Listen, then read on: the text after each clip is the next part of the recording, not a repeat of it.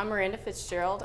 If you were here during the first meeting, I met you then, and I'm excited to be here with you today. I'm a postdoctoral research fellow with Amory at the University of Michigan, and like Amory said, we're really excited to do this work with you and hear your thinking and your experiences in your districts and your different roles. And so one of the things we wanted to do to get started today, before we really go over our agenda and dive in, is to get to know a little bit more about things that are going on in your particular roles related to science and literacy instruction. And so how we want to launch the conversation today, you'll notice that you have a stack of Post-its at your table, and we have some extra markers if you didn't bring writing utensils. We want to just learn just a little bit about, related to your role in your district or your institution, please identify and post one thing you're currently excited about that's happening in your role. One challenge you're facing related to supporting science and or literacy instruction. One important initiative that's underway in your district or your institution related to those things. And one thing you hope that this group in particular can do to support your work. And so this is going to help us get to know you all a little better and your roles and the things going on in your districts and institutions. And it's also going to help us plan for our next session that we have with you in February so that we can know what's really important to you and the kinds of things that you're working with. And so what we would like you to do, each person will need 4 sticky notes, and we have these different prompts posted on these wonderful Post-its up around the room. So once you record these things, if you could post your sticky note about one thing you're excited about here, something that's challenging right back here, an important initiative that's going on here, and one thing that you hope that this group can do to support your work right over here. And then we'll have a little bit of time to share out and look across these, and then we'll jump into our agenda and goals for the day.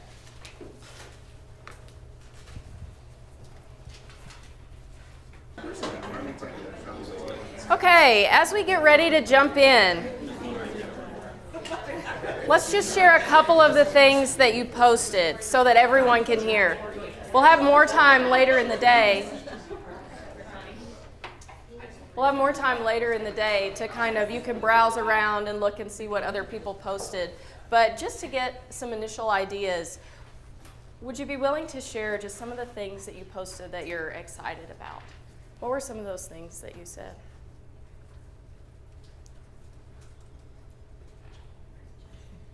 I'll start. Thank you.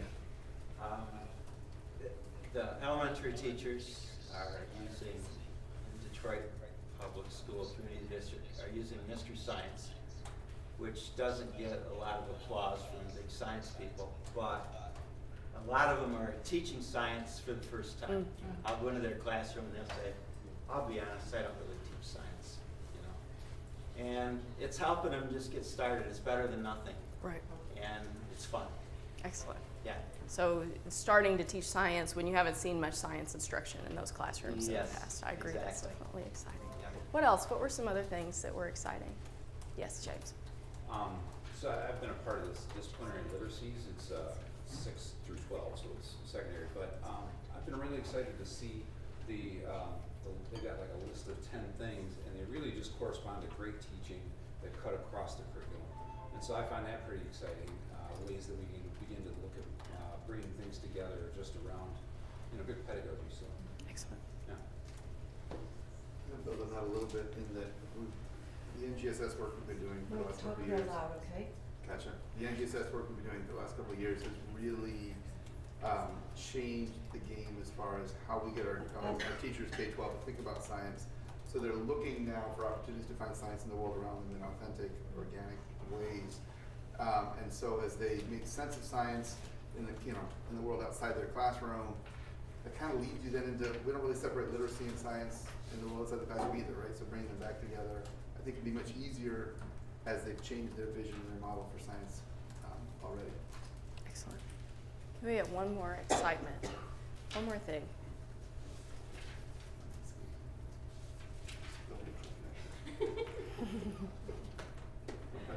Yes. I'll just build on that.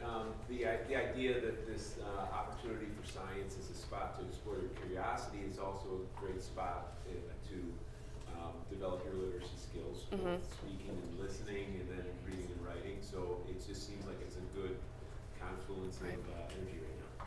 Excellent. Thank you so, yes, please. Sorry. No, I this just is think wonderful. There's also this moment of realizing when we first got the standards that it was going to be an investigation and exploratory session, and that your own phenomenon in your own backyard was going to drive it. And when that happened, the control went a little bit back to teachers, because you had this moment of saying teachers are professionals and we are going to trust that they know what the science phenomenon is, and then we're going to move it into the realm of their hands. And I think that is going to bring so much gain that we can't even foresee how good that's going to be, because I think for a long time people have been micromanaging teachers and curriculum, and this is going to make a great deal of excitement for teachers. Excellent. So one of the things that I noticed as I was looking, didn't have the opportunity to read all of them, but a common theme back here on the challenges board is just limited time for science instruction in general. So that's something that seems to be a challenge across several of your districts and your roles and what you're observing in classrooms. However, one thing that you hope that this group can do to support your work, which I'm very optimistic that we can do, is to think together about different approaches and different methods and strategies for supporting the integration of science and literacy instruction. And so with that, I'll jump into what our goals and our agenda is for the day. In our June 1 session, and we have background music. In our June 1 session, I know that some of you watched the video and some of you were with us in person. We talked a little bit about the retention legislation, and some of you mentioned that on your post-its, and the state of students' literacy performance in the state of Michigan. We also took a big picture look at some of the research and opportunities for science and literacy integration, particularly in K-3 classrooms, so early literacy classrooms. And we looked at some possible applications and resources. Today, we're going to try to dive deeper into some of those things. And so our goals for today's session and for this workshop series more broadly is to use some classroom observations, if you had a chance to do that, or your reflections on practices that are happening in your district, to examine some areas of strength and need related to elementary science and literacy instruction across Michigan districts. Another goal, which we'll really dive into, is examining opportunities, challenges, strategies, and resources for integrating elementary science and literacy instruction that really supports, like you've mentioned even this morning, those ambitious learning goals in science and ELA with the new Michigan Science Standards and the Michigan K-12 ELA standards.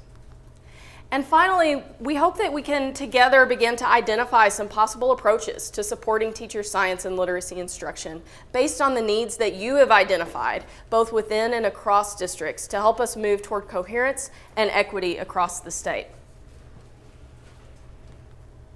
And so our plan for today's session is to debrief some of the pre-session observations or reflections on classroom practices, so some of the things that you even have identified on these post-its in your districts and institutions. We're going to really explore those opportunities, challenges, strategies, and resources. In particular, today we're going to focus on teaching with science text and how that provides opportunities for integration. We're going to take a close look at implications for vocabulary instruction. I know in our last session there were some questions that were raised about this. And then the use of multimodal texts in science. So beyond just our traditional narrative and informational texts that we might use in science instruction, what are some possibilities around the use of simulations, around the use of graphical representations, around audio and video formats for text in science? And finally, we'll conclude by planning for your workday tomorrow, and then providing some session evaluation and feedback, which is super important to help us really shape what we want to do together in our February session. Any questions before we dive in?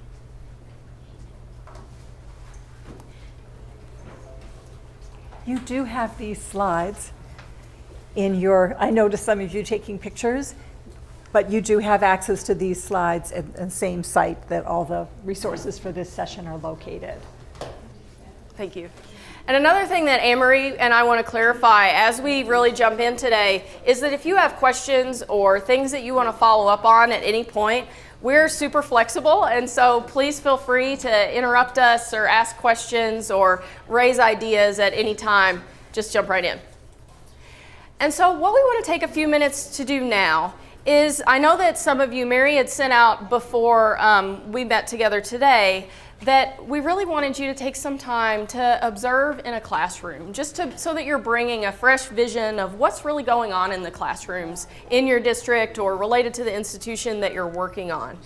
If you did that, that's wonderful. If you didn't, that's also fine. We have a different set of guiding questions that you can use to support the conversations that we're going to have at your tables now. So what we're going to do is we're going to have kind of a debriefing session where you'll get to, it looks like we have a pretty good group at each of the tables. There are a couple that we might join if we need to. But what we want you to do for this conversation is the opportunity for each person at your table to share. If you did conduct a classroom observation, please share some highlights of your observation. What grade level did you observe? What was the lesson focus and goals? What specific activities did you observe? What were the curriculum materials or resources? So that means, like, you might say you observed a lesson where they were using mystery science resources. What were some of your takeaways from the observation? What's an area of strength that you noticed? What was a particular need that you noticed? And 1 or 2 questions that the observation raised for you. If you didn't specifically do an observation in preparation for this session, we have a slightly different set but related set of driving questions for you. So if you didn't conduct a classroom observation specifically, just think about some highlights of elementary literacy or science instruction in your district. What curriculum materials are used? How are teachers using the materials? What are some big picture takeaways? What do you know about the strengths related to science instruction? What do you know about some of the needs related to science instruction in your district or related to your institution? And what's a question that you have about current curriculum and instruction for elementary science and literacy? So if you're ready to just jump right into these conversations, that's wonderful. An alternative is that you can take just a few minutes of think time if you want to jot down a few notes, but then have the opportunity to share with everyone at your district about this, just so we can, or at your table about this, just so we can get to know each other's work just a little bit better and kind of what's going on, so that we can use these conversations to anchor the rest of our work throughout the day. And I would just add that if you were one of those participants who viewed an online video, we would ask you to use the second set so that you can relate this to your own situation. We really appreciate that some people didn't have time to make an observation, and so they went online and observed a common video. We think that for the purposes of today, it might be more useful for you to follow that set so that you're thinking about your local context. Any questions before you get started?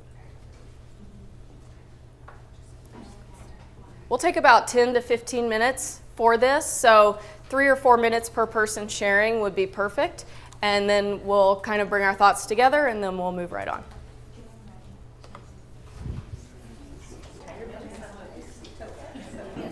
I heard some really helpful conversations, and I personally am really excited because I'm really hopeful that the things that we have planned for today are really going to connect well to some of the things that you're observing and that you're also hoping for in your districts. As I walked around to the different tables, I heard about some observations, particularly of read-alouds and choices of text that teachers are making, and really thinking about how can we support teachers to really bring read-alouds and using text, science text in particular, to the next level, right? So that they're not just supporting rigorous ELA instruction and raising the level of student talk and discussion and really understanding and interpreting science text, but also so that they're engaging students in figuring out science phenomena, right? And also providing opportunities for students to engage in science practices as they're doing that figuring out. And so we'll spend a chunk of our day really focusing on that and thinking together, how can we support teachers to do this work and really raise the level of kids thinking and discussing in the context of reading and interpreting science text, particularly through read-alouds. And like I said before, just jump right in if you have any questions or want to clarify or anything or want to share an example from your own work. And for now, Anne-Marie's going to take over and we're going to jump right in. Just hit the right arrow when you want to go forward. Yes. Move closer to the mic. So we thought it would be helpful, and as Miranda has suggested, there's going to be a preponderance of attention to text today. We'll be eager to get your feedback to that. We can look at other elements of English language arts instruction, which you've already been mentioning: discussion, writing, viewing, listening.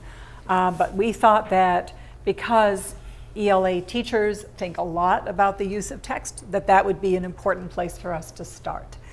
So what is it about science text in particular that can make it very challenging, both to select a good text as well as to use the text in the ways that we hear you talking about? Use it with rigor, use it to advance students' thinking and deep understanding of science concepts and practices. One is that typically a good, robust science text requires sophisticated inferences. And we're going to share several samples of text with you so that you can get inside those texts and see what we mean by that. There's often a mismatch between the level of knowledge that the students are bringing to the reading of the text and the information in the text. And that actually is a good thing. We don't want students just reading for the purpose of recognizing what they already know. It's just great if there's new information, new things to think about, new grist for children's understanding. However, if there is this gap, it means that there's a more prominent role that your ELA or science teachers are going to have to play in bringing together children's prior knowledge and the information that's in the text. It is the case that complex concepts are often not sufficiently developed. And again, this has implications for the role that the teacher needs to play, both in recognizing what are those ideas that have not been sufficiently developed by the author, and how am I going to support my readers to make the connection to help them to come to a more complete understanding of these complex concepts. Tone of science text often may not be particularly lively or engaging. So informational text in contrast to narrative text, realistic fiction, many other genres of text, biography. Straight informational text, not always, but often, is kind of missing that element of being lively or engaging. Often you don't hear the author's voice when you're reading a science text. So we think that has implications for us as teachers. How can we bring that kind of excitement and engagement to the reading and learning from the text? Am I going too far away from? Sorry. That's okay. I'll move it closer to you. Okay, thank you. The text may not relate to students' real-world experiences. Here again, this is a point that's in relationship to their prior knowledge. It may be the case that the content is something that they've not really thought about or experienced. Again, that's actually a very good reason to use text. We know that students cannot experience everything in a first-hand way. And so when we're thinking about what are good texts to use, one criterion would be that it helps students to learn about something that they could not experience in a first-hand way. There is typically a high vocabulary load, and we're going to talk about that later today, as Miranda suggested. This can be a frustrating dimension of reading science text. We know that if there are too many vocabulary words that are unfamiliar or new to the students, comprehension is certainly going to be hampered. So again, what role does the teacher play in planning instruction that will take into consideration the high vocabulary load of certain of these texts? And finally, there may be errors in those science texts. I will say that about a decade ago, the various states began to punish publishers for printing texts that had errors. And that did lead to a definite decrease in the number of errors that show up in these texts. But of course, it is still the case that a teacher needs to be mindful of looking to make certain that the information in the text is in fact accurate.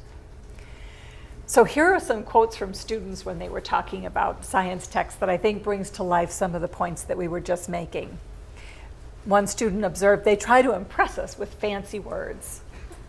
Well, when I don't understand something, I get frustrated and I don't really want to learn. And we know that this is the experience of some students when you can hear the groans when they're asked to bring out their science text. Our text is like having a building with no foundation. The ideas are just floating on the air to me. And we think that this quote speaks to that issue of children's prior knowledge or experience. If they don't feel as though they're able to bring their own understandings or ideas, then it can seem as though it's just floating out there. So as we talk with you today, we're going to be reminding you that it isn't just the text that plays a role in what sense students are able to make from text. Texts play a role, and we just talked about some of those features of text. But in fact, part of how we can mediate children's sense-making with text is through the activity that we engage in, the kind of sociocultural context, and we'll talk a bit about each one of these, and of course, some of the characteristics of the reader. So we're going to ask you to keep this heuristic in mind as we talk about the role of text. So what are some of the features of readers that predict the extent to which they're going to be more or less successful with text? What do our teachers need to be thinking about when they think about planning instruction with text? One is, of course, the student's prior knowledge. Another, and this is related, is their vocabulary knowledge. Very often, if students are bringing prior knowledge, they have a language for talking about that, which reveals itself in the children's vocabulary. Their knowledge of language, just how language works. Why does it matter that the author said probably, or most likely, or certainly? That's what we mean by language. Those words are different, and when a scientist says it is probably the case, there's a reason they chose the word probably, right? Versus the scientist who writes and says, it is, or it happens that. So that's what we mean by being sensitive to the language in the text. Students can bring a wealth of comprehension strategies with them, and that will certainly influence how well they're able to learn from text. So students who even, for example, slow down as they're reading because they recognize they're having difficulty, we would suggest that that's an example of a comprehension strategy. Students who make use of some of the features of the text, so their eyes go to the bold-faced print or italicized print, or they skim ahead, they see how the text is organized. Oh, this is going to be a compare-contrast text. And they use that information to help them to approach the text and make sense of it. Students' fluency, here we're talking about just their ability to decode, to figure out what each word is definitely going to influence their understanding. Their interest in the topic. And I want to tell you that the research on interest is fascinating with respect to reading, because it isn't the case that it has to be domain interest. There are very specific topics within a domain that students will respond differently to. So probably the classic example is dinosaurs. We know that young children seem to have a real fascination with dinosaurs. That doesn't necessarily mean that they have an interest in all living, well, extinct organisms in this case. Motivation. We know that children vary tremendously in terms of their commitment to how well motivated they are to make sense of text. Some children will get easily frustrated. They won't be particularly motivated to persist. And so that's an example of a way in which the teacher has to be thinking about the role that that's playing in the reader's profile. Yes? I just really, is there a correlation between motivation and some of the factor? Is there a way to predict kids that will not be motivated? Is it based on poverty? Is it based on lived experience? Is there anything that links that, or is it kind of random? So that's a really good question. The motivation literature is pretty complex. What we do know is that motivation can be very situational. There are youngsters who are going to be motivated in one content area, one context, and not in another. We know that motivation is linked to this last factor, which is their self-efficacy. So students who have a sense of, I'm capable, I can do well in this situation, are more likely to be motivated or to persist than a child or a reader or a learner who does not have a strong sense of self-efficacy. But there are, it is probably not safe to think that a student who's motivated in one context is going to be, or poorly motivated in one context is going to be poorly motivated across contexts. Is that responsive to your question? What other questions do you have about, so here, this is our brainstorming the reader factors, and we hope that what's starting to emerge are the range of things that we're asking teachers to think about when they're planning to teach with text. What other questions, or are there other features that you thought would be there, other characteristics of readers that you kind of thought, I would have expected that that would be there, and it's not? James? Are there some instructional strategies that you find really bring together a lot of this that may engage kids a little more often, so that they have more interest and more motivation? So we're going to be getting to instructional implications. And so, hold us to that. If we don't get to that, be sure you bring us back around to it. All right, I'm going to move on then. So this is now, think about that heuristic. This is the activity part of that heuristic. We know that the success that students have learning from text is also influenced by the purposes for which the reading is being done. And some of you were mentioning that. You notice that students sometimes are being asked just to listen. Sometimes they're being asked to listen to the text or to read the text and to perhaps make a prediction. But you're disappointed that they're not digging deeper with the text. So here are some of the ways in which our purposes can vary. Is it to add to our knowledge? So for example, some of you mentioned that you have driving questions or big questions or essential questions that you see being used in your classroom. To what extent is the reading designed to really advance knowledge building toward that question? That can be key, and a teacher who's more skilled at drawing those relationships and helping the student to appreciate the ways in which, boy, the ideas in this text are really helping me to figure out something that our class has been talking about for the last 2 weeks. Is it designed to solve a problem that we're trying to figure out? So an example might be something like, well, how is it that engineers reduce friction? And that's going to be helpful to me because I'm trying to reduce friction for a vehicle that I'm constructing. Is it to increase engagement and interest in experiences that we're unlikely to have ourselves? This is not the full set, of course, of purposes for which we read, but it's a sampling of the ways that we can think about purpose for activity. And finally, here we are in that outer circle of that heuristic. What's the sociocultural context? And that can be determined by the way that the text is situated in the curriculum, the way the text is mediated by the teacher, and we're going to put a lot of emphasis on that today. What role does the teacher play in supporting students' sense-making?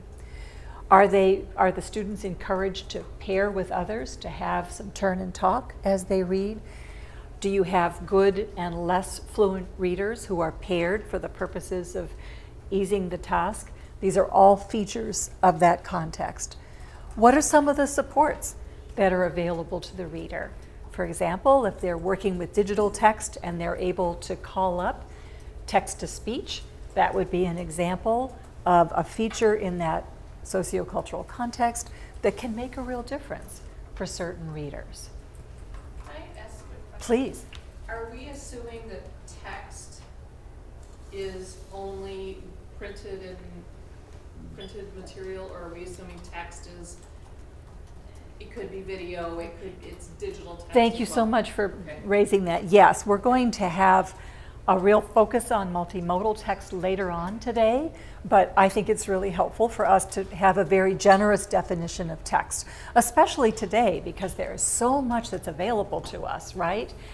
And I really appreciate your mentioning video because there is such a universe of really wonderful video useful to science. one thing that we do know is that it's not the case that students are necessarily going to engage in sense making with that video any more than they are with printed text, unless we position them to do so. So one of the things that we've been learning about is how do we design guides so that students understand that the video is not just time to sit back and, let's, get out the popcorn, it's time to, this is as much a source of support for students learning, but they do need support learning how to learn with it. So before we get into our next, before I go on, let me make sure that there are no other questions about that heuristic. Does the heuristic make sense? Any connections that you made with, as you heard about the features of the reader, the text, the activity, the context? Please. Like when I'm listening, going through this process when we're talking about engagement, I'm wondering, is there a difference between Guthrie's engagement theory with the concept of oriented reading instruction, or is it the same thing, or is it a whole different idea of bringing those things together? That's a great connection to make. Certainly our thinking about motivation and engagement has been influenced by Guthrie's work. What distinguishes Guthrie's work, of course, is that the texts that were being used were designed to support students in building knowledge. That's why it's called concept-oriented reading instruction. The other helpful contribution that Guthrie made is that his research showed that students will be more strategic. They will, in fact, engage in comprehension strategies given the opportunity to engage in that kind of knowledge building. So you don't need these discrete programs of strategy instruction if you're engaging students in learning with text, supported learning with text. Is that responsive to your question? So what we're going to do in just a bit is we're going to look at a particular tool. As Miranda and I were planning today and talking with Mary and James, we tried to keep in mind the role that you're playing with your teachers, and we're seeing some evidence of this in your hope here, your hopes. We tried to plan resources that we thought you could take to your teachers, and so we'll spend quite a bit of time early this morning looking at one tool that is a text analysis tool. The reason for this tool is really related to this issue of the role of cohesion. So we know that it's what makes text challenging, or in fact lends itself to more easy comprehension, is how cohesive the text is. How well do the ideas hang together? How well do they reach out? Does the author reach out to the reader and help to bring the reader into the text and to help to construct a cohesive meaning of the text?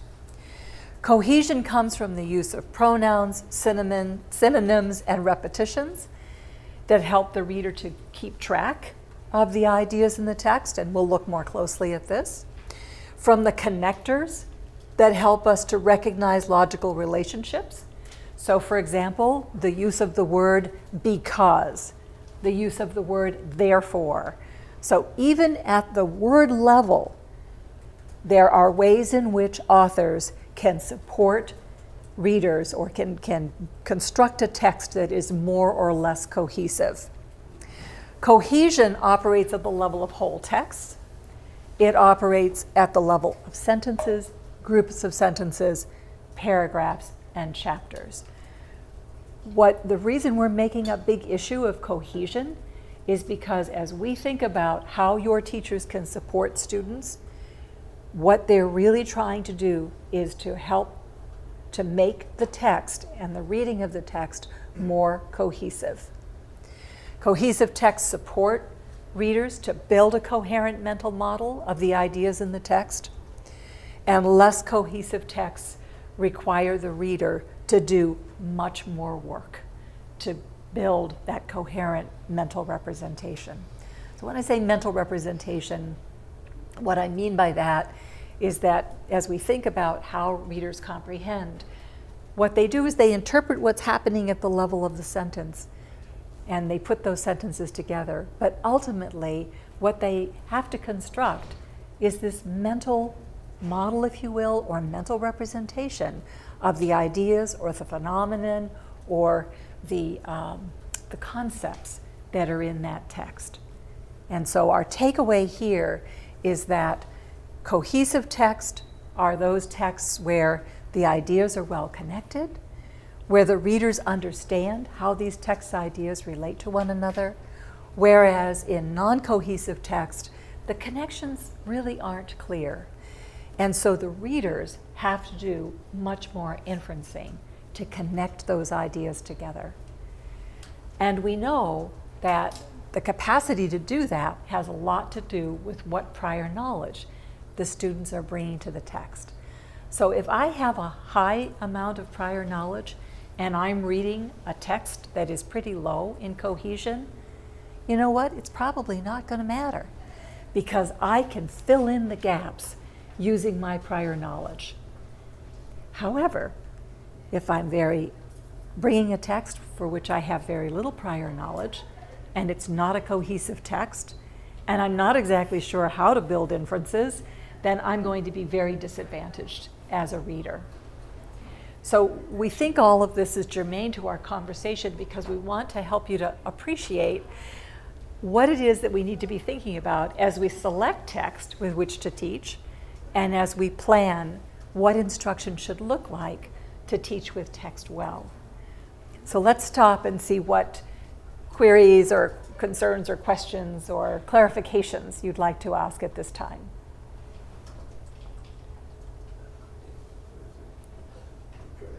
Yeah, please, Richard. So I'm wondering, because a lot of our elementary teachers don't have a science background, do they sometimes equate all prior knowledge in children with just vocabulary acquisition? So if a child is using, the word paleontologist, oh, they must know a lot about dinosaurs or something like that, but the prior knowledge it sounds like you're talking about is not just a large vocabulary. That's correct. That's right. So vocabulary is so interesting. We're going to talk a bit more about vocabulary later today to talk about some of those complexities. So it is in fact the case that if children have a rich language to bring to the text, which we sometimes describe as vocabulary, that can be very useful. But we also know that students can use words without having very much depth of understanding about what those words represent. So that's an important distinction. So is that where the difference between prior knowledge and content knowledge comes in? Because they know words, right? But they don't have the background knowledge to really understand where they're put or where they're placed. Is that? So it's like having a range of ideas that are connected and with which you can build knowledge versus having isolated words that may be relevant to that content, but they're not networked in a way that's really helpful to advancing understanding. So I think that's a helpful distinction. Yes? So I'm going to out myself as embarrassingly ignorant of ELA. I'm interpreting these two as we want what's on the left, we don't want on the right. Is that true, or are there texts that are non-cohesive, but they're richer, more fuller in some ways, and so we really want both, or is it really, to me it seems like why would we just not make everything cohesive? Well, it would be lovely, but in fact, texts don't come with a high, there are many texts that are not going to come as cohesive texts. But you're absolutely right. Let me just pick up on your point before it escapes me. In fact, students often learn more. And I know this is going to seem a little paradoxical, but maybe not to you for the question that you've raised. Students can learn more from non-cohesive texts. Why would that be the case? Go ahead. Amy? Well, if they're figuring out where they need to go and what they need to figure out, Yeah. they have to go to a different text to do it. So when they're not already put together for them, or they flow in a certain way, they're doing the figuring out. Or it could be that they use another text. It could be that they dig deeper in the text itself. They look for what are some sources of support for my making this text make sense. How well are the graphics going to help me? What are some ideas that I can put together as I'm working my way through the text? So in fact, if students are more engaged in constructing the meaning of the text because they need to engage in those inferences, they will recall more and be able to use the text more. But it's a fine balance. So we want both. So you kind of want both. Yeah, I do. Some kids would be better with at a different place with one over another. Well, Or- it could also be like, if I'm an English language learner, like I'm fresh off the boat English language learner, most text is going to be not cohesive to me because I just don't have the language. Yes. The same text for you is probably going to be more cohesive. So there's not like there's not a cohesive lexile in which I can rank books on the cohesiveness from 0 to 10. There have been efforts to try to include cohesion as a measure of readability. Get on that.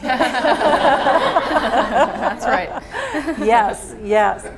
But so the big takeaway here is that, and I really love what you're saying, that this brings us right back to our heuristic about the reader, the text, the activity.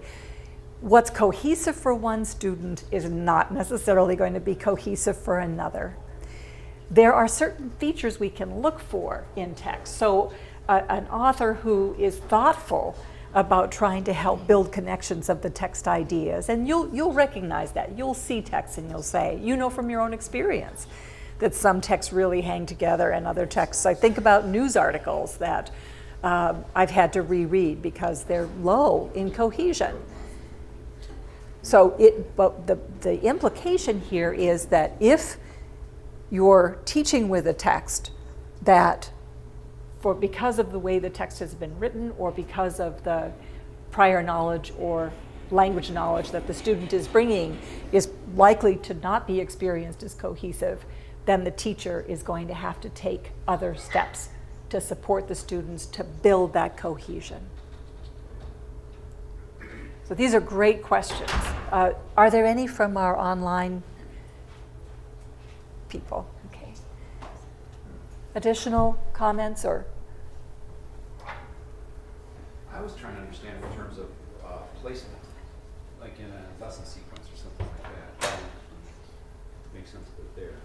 So I was thinking like, with a non-cohesive text, it's almost like in science where we're trying not to give them everything, but have them try to think about it and figure things out.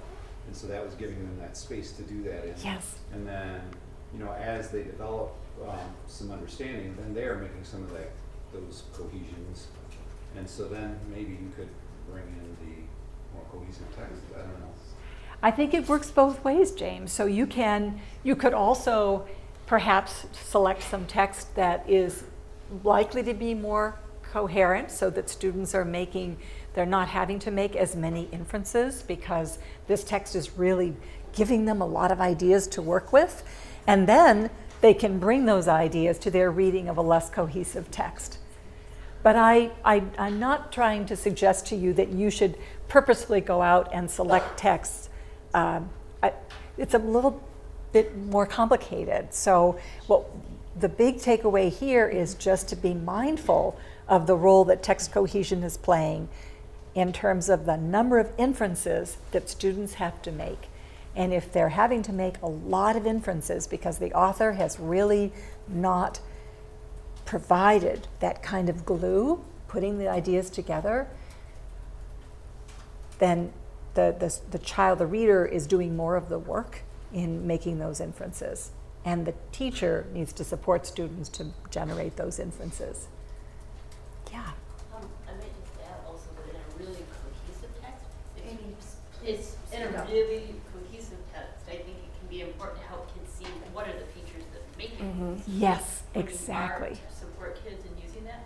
That can also be a teaching moment because there are features in those to have certain words, certain ideas that we can help kids understand in terms of strategies for making sense of things. So I think both, like you're saying, both are important. Recognizing it from the teacher stance, like what kind of challenge am I putting in front of my kids, but then also what are the learning opportunities Yes. in either one that I can latch onto for my students. Exactly. And Yep. teaching them how Sorry. to grapple even when there are supports. They might Yes. still need to use them well. Yes, that's very helpful. Where I was trying to get was back to these issues. Social, I mean, there's the social piece of this, which is on the outside of the circle, that if there's something that's less cohesive to one of us and more cohesive to another, then we can share. And if the teacher embeds that kind of teaching practice into their classroom, the sharing of knowledge can help it become more cohesive for somebody who doesn't have Exactly. the same reading ability or the way to connect the dots. as Yes. others. Absolutely. James? A Zoom participant asks, is there a pre-identified list of texts per grade level that are cohesive to give teachers an idea of where to start? So this afternoon, we're going to be sharing some resources that will be useful to helping teachers get access to texts. The feature of cohesiveness is not typically one that is described. It's really a judgment that teachers are making about the text. But there are text sites where the people who have assembled these sites are very attentive to issues of, sometimes it's called considerate text, cohesive text. So yes, we can show you some resources, and we will be doing that. And another thing I think that will be helpful is something else that we're going to look at later today is a text analysis tool that teachers can use and apply the ideas to any particular text that they're using to provide an opportunity for a review of the different kinds of things that contribute to cohesiveness or considerateness of the text, and to really be thinking about implications for instruction. So if they have a text that is really useful for supporting students to figure out and also provides opportunities for ELA learning goals, they can also begin, it helps them begin to think about, well, based on the level of challenge and the opportunities in this text, what are going to be some really important instructional moves that I'm going to need to make to support my readers? So I think that'll speak to that issue as well. So one thing we wanted to do next was to give us all a shared experience and apply the ideas that we've been talking about so far this morning about thinking about that RAND heuristic, the text, activity, reader, social context, and really thinking about the kinds of texts that teachers might productively use to support both students' science and literacy learning. We wanted to have a shared experience of a text that we could read and think about an analysis of together. And so the text that Anne-Marie is going to bring around to your table is called Coral Reefs. And what we would like you to do to just get started with this activity, we'll come back to this text several times today, but just for a few minutes at your table, individually, read through the text Coral Reefs. And for this first read through, what we'd like you to do is think about your initial impressions. What are opportunities for science and ELA learning that you notice? And in what ways might this text pose challenges for student learning? And you can think back to some of the things that we talked about so far this morning, or just kind of use your current understanding of these ideas. We know that you're all experts in your domains, and so I think you'll bring a lot of ideas to the opportunities for science and ELA learning that you notice, and in what ways this text might pose challenges for student learning. So once you have the opportunity to read through this text, Coral Reefs, and for our online participants, this is available in the online folder too, and for all of you, it's also available digitally. And think together with your table about the opportunities that you notice and the challenges that you notice. Then we'll talk more about this, and we'll look at that text analysis tool that can deepen our thinking about this as well. There you go.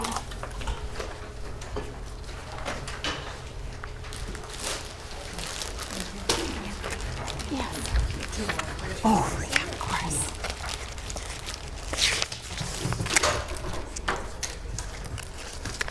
There you go.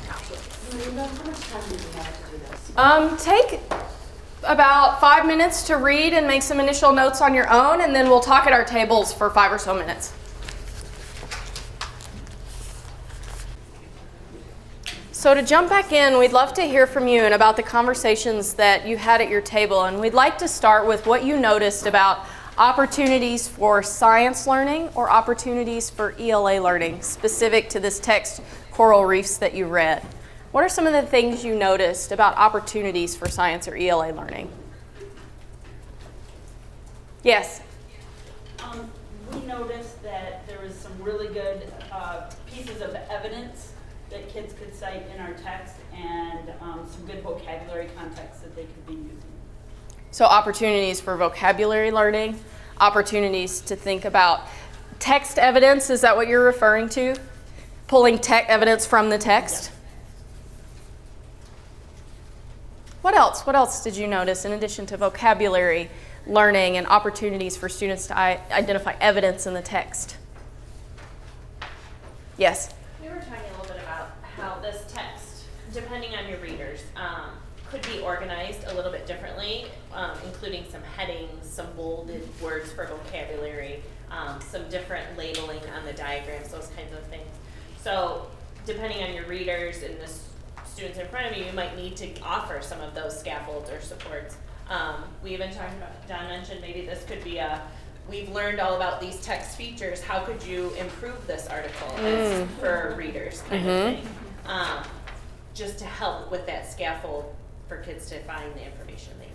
So that's kind of a combination of opportunities and challenges that you notice. So one challenge might be is that this text doesn't contain as many of maybe headers to signal transitions between paragraphs and sections as some students might be used to in their instruction and in the types of texts that they're reading. And so one opportunity for that is to have a discussion about that and engage kids in thinking about, well, if we were going to put headers in these texts, what might they be? Or if we wanted to add some information to make these diagrams or graphics more easy to interpret, what might we want to add based on the information in the text and based on the information that we're learning from the diagrams? I think that's excellent. And then you could tie that to writing, right? So Say if more. you're doing informational writing, taking a look at this, making those changes, and then going into your piece of writing and think about those things that we thought would help us as a reader. How can you go into your own writing and make that accessible? to the Yeah, so reader? if you're integrating this within your ELA instruction and thinking specifically about writing, and if students are working on instruction related to writing informational texts or perhaps feature articles, thinking about how can we use these kinds of text features that we've been learning about in our own writing to support our readers to understand what we're trying to communicate. What are opportunities? I want to share, I know someone mentioned vocabulary, but when I was looking at this as well, I was looking at vocabulary like kids will see in different contexts, like in community, and think about that in social studies, and this is a different type of community. In coral reefs, shallow, and a character can be shallow. So it's giving kids knowledge, they're getting another level of what that word means. So you're identifying opportunities not just for those science vocabulary words, those disciplinary vocabulary, but also for the more general academic vocabulary that's going to be really important to students learning across disciplines, right? We can talk about a community in science, but it can mean something different when we're learning in social studies, and supporting students to do some of that translation work about thinking about what different words can mean in different contexts. Yes? Just to pick up on that idea, my question was like, why are students reading this? Like, is it just about learning about the reefs, or is it about the relationship between the coral and the algae that's in here? Is it about the bleaching and then the ecosystem problem in here? Because there's a lot of science in this text, so I'm wondering what are they supposed to take away from this? I think that for me, that's the perfect question that we want our teachers to ask when they're choosing texts to teach with, and really thinking about what text am I choosing, what opportunities for learning are there, what do I really want students to learn and get out of it, and how am I tying it to my larger instructional goals? So for me, that's a question related to what's the larger unit of instruction that I'm including this text with?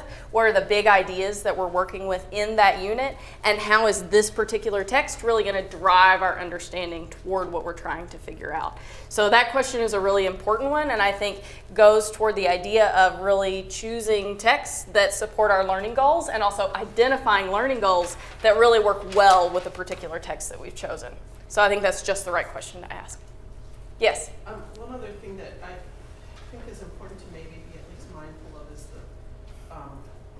how this is printed on different colors and back and forth, and how that might be challenging for some students to be able to read when you're looking at special needs students and visual. I mean, the color's really nice, and then you know, you start going to black on blue, and it's different than white on blue, and just to be mindful of that. So even just some of the surface level features of not really the text itself, but the integration of how the graphics look, and while the brightness of the colors and the richness of the colors in the backgrounds make it really visually appealing, it's possible that there are certain readers that could pose challenges for, especially as you're saying that when it's a little bit more difficult to distinguish that darker blue color with the black text on top of it.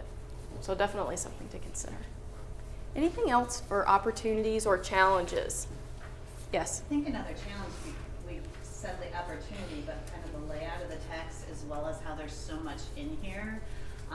It goes back to kind of what we're going to do later about selecting text that aligns with our goals, because I see this, you know, sometimes this would be very appealing because, oh, it's colorful and it's pretty, and we don't always select text aligned to our purpose. And you know, in looking at this, I see more challenges to this piece of text as written than opportunities, because you know, what is it that you're trying to get out of it? And there's so much, and there's so many other science concepts. They have to have inferencing to be able to make sense of it. This was a great example of a piece of text that looks good if you don't put a lot of thought into it, but might not be the best. So another question, I think that connects to your question too, is thinking about if a teacher were using this text, where is it placed in the unit of instruction? And thinking about, have students been working on things related to coral reefs? Do they already have a good set of background ideas that they're bringing to this text, which would really take a lot of the load off? So if students are coming into this text with a really rich understanding of ocean life and coral reefs and different things related to those ideas, or even ideas about ecosystems and how different parts of an ecosystem function and work together, then that's a completely different story than thinking about, oh, we're going to read this text today and we're going to try to figure out and interpret the ideas in the text. So really thinking about that bigger circle of sociocultural context and the activity within that really is important for considering when a text is useful versus when a text might just be too challenging. Did you want to add something? I think so. I don't want it to be the same thing Rich said. Really but nice. I think it's similar. Like 10 years ago, we would have read this article because we wanted kids to learn about coral reefs. And so they would have read this to learn about coral reefs. I think what Rich was getting at is now we would be looking at a phenomenon that would guide that. So it might be that we saw some new great white, some attacks in Australia. As the question emerges, why are there so many shark attacks in Australia, right? And that drives you to all kinds of questions that we start to figure out, which one is, wow, does that Great Barrier Reef have anything to do with that? Is that part of it? And so then kids would be coming to this text not just learning about coral reef, but looking for very specific things. What is a coral reef? What do I, so the kids almost, it's as if that switch of, I want to figure out some information drives me into this text and looking for something different than, I need to take this whole text and try to make sense of it so that I can understand coral reefs. The goal changes in ways that maybe makes it more approachable too. So really thinking about, one, what's your driving question, right? What's your whole point? What are we building toward in a particular unit of instruction? Is that partly that motivation piece that Absolutely. It certainly will play a role in motivating the reading, exactly. And that goes back to kind of the text features, because that's what we were saying, is how you don't go into an piece of informational text like you go into a piece of fiction where you read cover to cover. Where this is lacking, though, is in the headings, so the student would have to kind of read through everything to get at it, versus You know, is there an index, or is there all of those things that get them to whatever that driving question is that they're looking for information? Yes. Looking at it from that point of view, what Mike was saying, also, there's just a lot of opportunities to get more questions out of this too, that can drive them in next. To ask questions, right? Opportunities for students to ask questions. I think that's great. Yes. Something that people forget to do sometimes with older kids is to talk about what do you do when you come to a word you don't know. And this has a tremendous amount of at least 5 good ones that might not be on a middle schooler or a grade schooler's list. Atolls, just there's all kinds of things, fringing, SAC written, SAC. Those are great words, and we don't often say all the things you can do, but Right. be Any final thoughts before we dig a little deeper and look at a text analysis tool that could support teachers to analyze a text? So I think you raised some really good points. You identified a number of opportunities for science learning, ways in which students might be thinking about figuring things out, and you talked about the anchoring phenomena, right? And how does that guide our selection of text and the instruction that we provide around a science text, as well as opportunities for ELA learning. So what are features of informational text? What are some vocabulary that we might try to figure out in the context of reading this text, and what are some approaches to doing that? You also identified a number of challenges with this text and ways it could be challenging to readers, which speaks to how are they using it in instruction, right? Is this text being used as an interactive read aloud, or is it a text that's being assigned with a particular activity and students are reading independently? And so that also changes the ways in which students approach a text. And so what we want to talk a little bit more about is how a teacher can analyze a text and how you can support teachers to do that kind of work that helps them really provide rich instruction around a really challenging text. And so we think that text analysis is really important because it provides really specific information that teachers can use during discussions to engage students in noticing and using text features to comprehend important ideas and information. And so when we talk about text analysis, we're looking at the content of the text, which you brought up, all of these different ideas related to coral reefs that you would have to be really mindful of. Which ideas are most important to student learning, and what would you want them to focus on? There's so much rich information there. In hand with how that content is presented, which we've also talked about, right? Some of those features. Are students going to be really challenged because there aren't as many headings that signal changes in the focus of different paragraphs or where topics kind of shift? And how can students be supported to really interpret that information well? And so what Anne-Marie is going to share with you now is a text analysis tool that you have used in a lot of contexts, and that we actually use with our undergrads at the University of Michigan to really think about how to analyze a text for instruction, and particularly informational text. Great. Thank you. You've actually begun already to use the lens that we're going to introduce you to. So the question that you're raising about what would be the purpose is exactly related to this issue of the content. So let me give a bit of an overview while Miranda hands out this particular tool. Again, our thinking is that this is something that we hope you could bring to the professional development that you do with teachers. Again, it's a way of introducing teachers to the array of ways in which you can do an analysis of text in preparation for teaching with the text. And I can assure you that this is not something that teachers could routinely do with every single text, but if they have repeated experiences using this lens, if you will, and that's why we use the symbol of the lens, that it helps them to internalize a way of thinking about the analysis of text. We start off with the publication context and the author, and in part, this is actually quite relevant to the use of online text.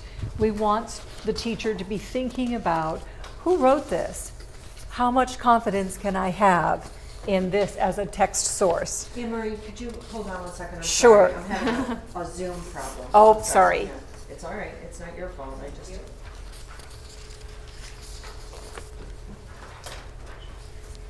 Okay, can you talk again? Sure. Yeah, we're good to go. Thank you. Okay, all right. So in the second category, we're thinking about what is the genre? What kind of text is this? Is it a narrative text? Is it a descriptive text? Does it go even deeper so it becomes an explanatory text? How is the text organized? You made some very fine observations about the fact that the author of this text doesn't provide a lot of information that helps you to make judgments about how the text is organized. It's pretty much straight informational text.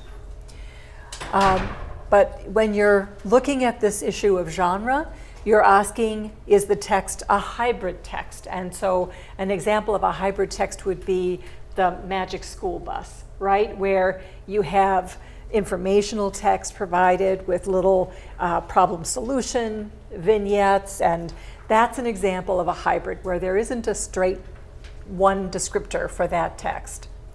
With respect to how is the text organized, again, are there sections or parts?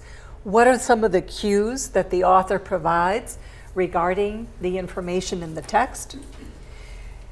When we get to the content, that's really where we get to the meat of this. And Mike, that's your name, right, Mike? Raised this question right away, which is, what are the important ideas in this text? One of you also made reference to what questions could you pose to focus student attention on the ideas before reading and after reading. Is there important content that's presented in graphic features? What did you think about that? If I were to just stop now and say, what did you think about the graphics in this particular piece? How helpful would they be to student understanding? What role do they play? Depends on where their content knowledge is on this topic, because at the surface it looks like, oh, look at all these pretty pictures. Okay. Then I was noticing when they're talking about the types of coral reefs, in the text it actually refers to an atoll, that's how you pronounce it, atoll, coral atoll, but they don't really talk specifically about the barrier, the fringing reef, and you would need to make a lot of inferences in order to understand that, oh, we're talking about it here, oh, this is what a picture of it looks like. Okay. So I think it's a sticky question. Okay. What about the coral bleaching diagram? What did you think? To understand what this was in relation, so they needed kind of that zoom in to kind of help the reader understand what the side part of the diagram is. Yeah, it definitely couldn't stand alone. You really do have to integrate the text and the graphics. So that's what you're asking when you're on this point here. Is there important content that's presented in the graphic features?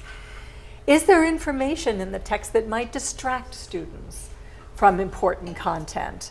And is the information that's needed to understand important text ideas missing?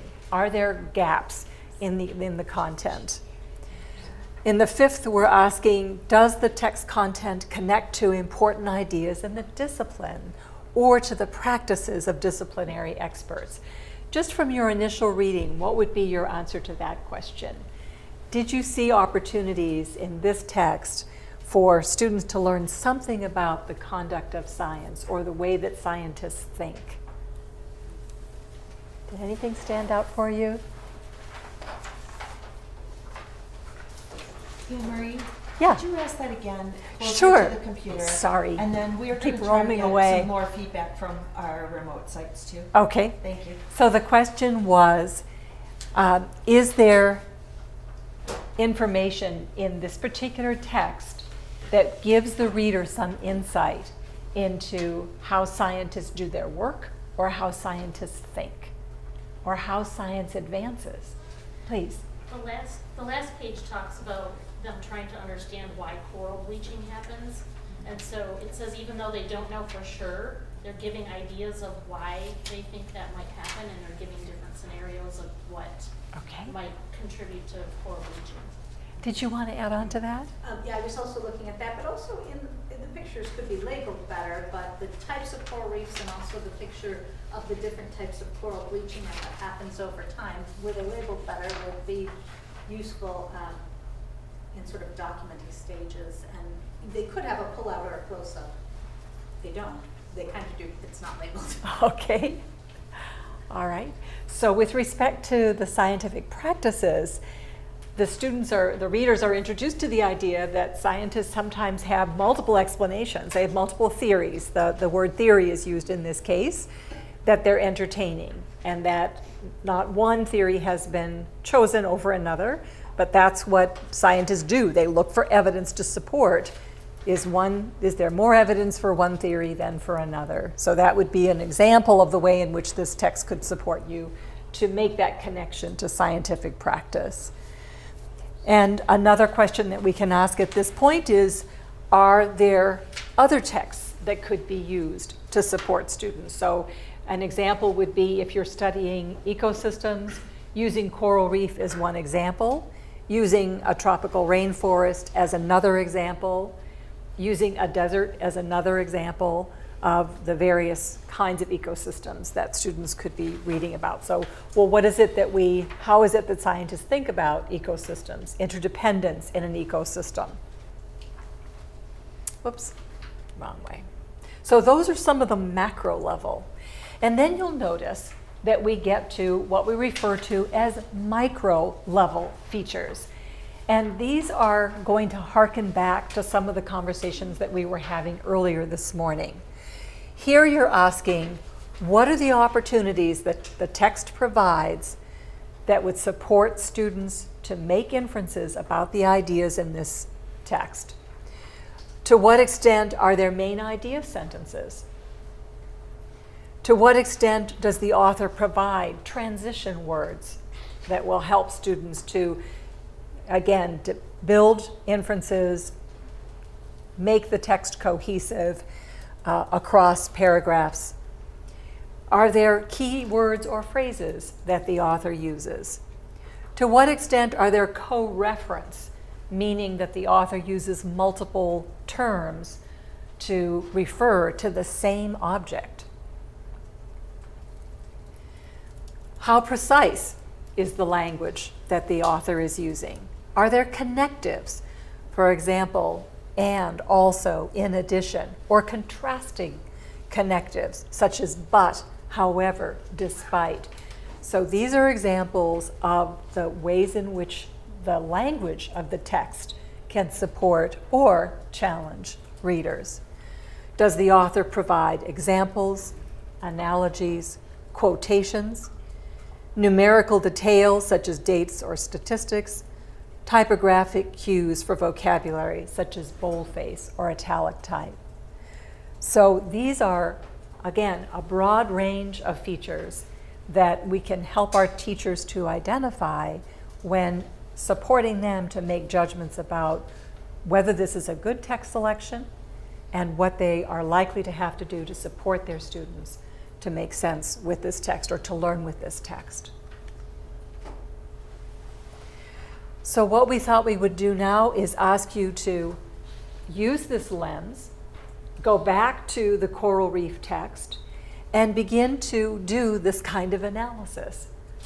If you were trying to make judgments about the macro level features and the micro level features, what would you say? What would your analysis suggest? Okay? Let's stop and see what questions you have about that or comments. You've actually already begun this process, so this is a chance for us to just experiment more with this particular tool before we move on.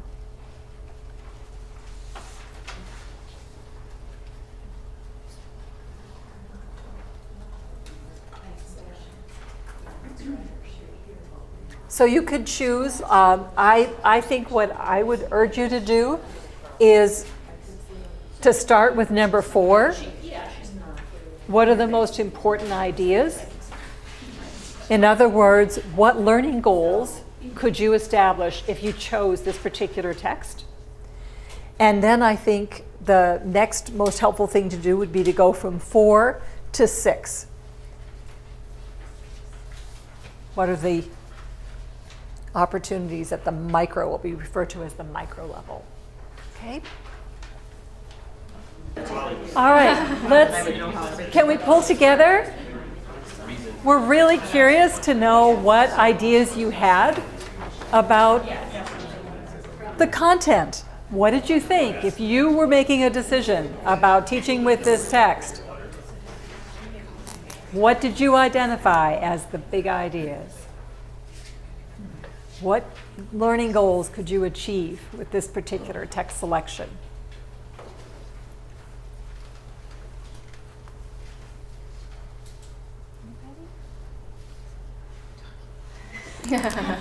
What did they say? So many ideas. So many.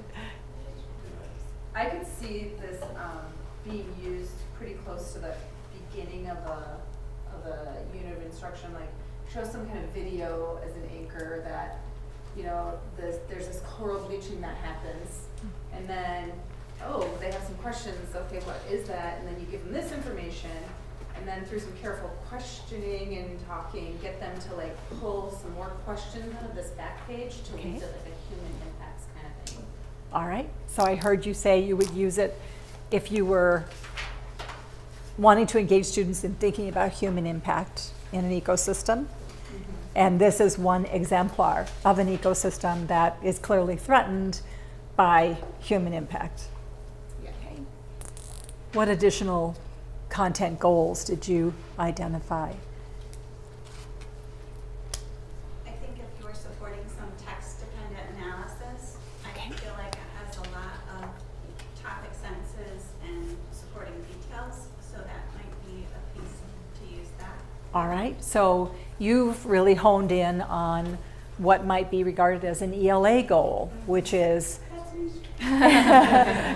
increasing students' awareness that some authors are very considerate in providing topic sentences, and I agree with you that this author has been attentive to that. The topic sentence sets you up pretty well, and then there are a number of supporting details that are provided within the paragraph.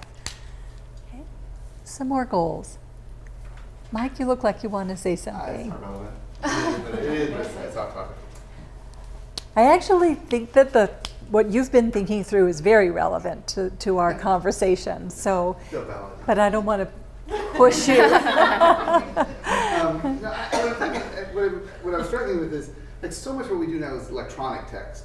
Yes. And I've never thought of that as, I thought there was opportunities in that, but it occurred to me, like when I read it on the back page, when the author launches into a description of global warming and what causes global warming, like they don't need that, right? That's a whole paragraph that's off topic. And not in a bad way necessarily, but that would become, many people believe that global warming is to blame, and global warming would become a hot link. And if I want to know more about global warming, I click on that and I go out and then I find more information. Sure. So in my head I'm thinking electronic text actually gives us opportunities to simplify some of this in ways that in the book she felt like she felt like she needed to put that in there because she wanted to make sure kids had some idea what global warming was, and if she didn't, they might not have that. But we could pull that out and make that an optional text. And like I said, I don't know if that has to do with any of this, but it was just in my head. No, I think I just want to make sure I understand what your point is. So you're saying, I found the third paragraph from the bottom, whatever caused the algae to leave. I found that paragraph to be this really odd sort of jump into an explanation of greenhouse gassing and global warming that had really only peripheral relevance to coral, right? Like the idea that water temperature changing is perhaps appears to be causing coral bleaching, that's relevant, right? But then they went into this, she went into like this little 3-sentence piece on trying to explain greenhouse gassing, and I thought, that doesn't make any sense. Why go there?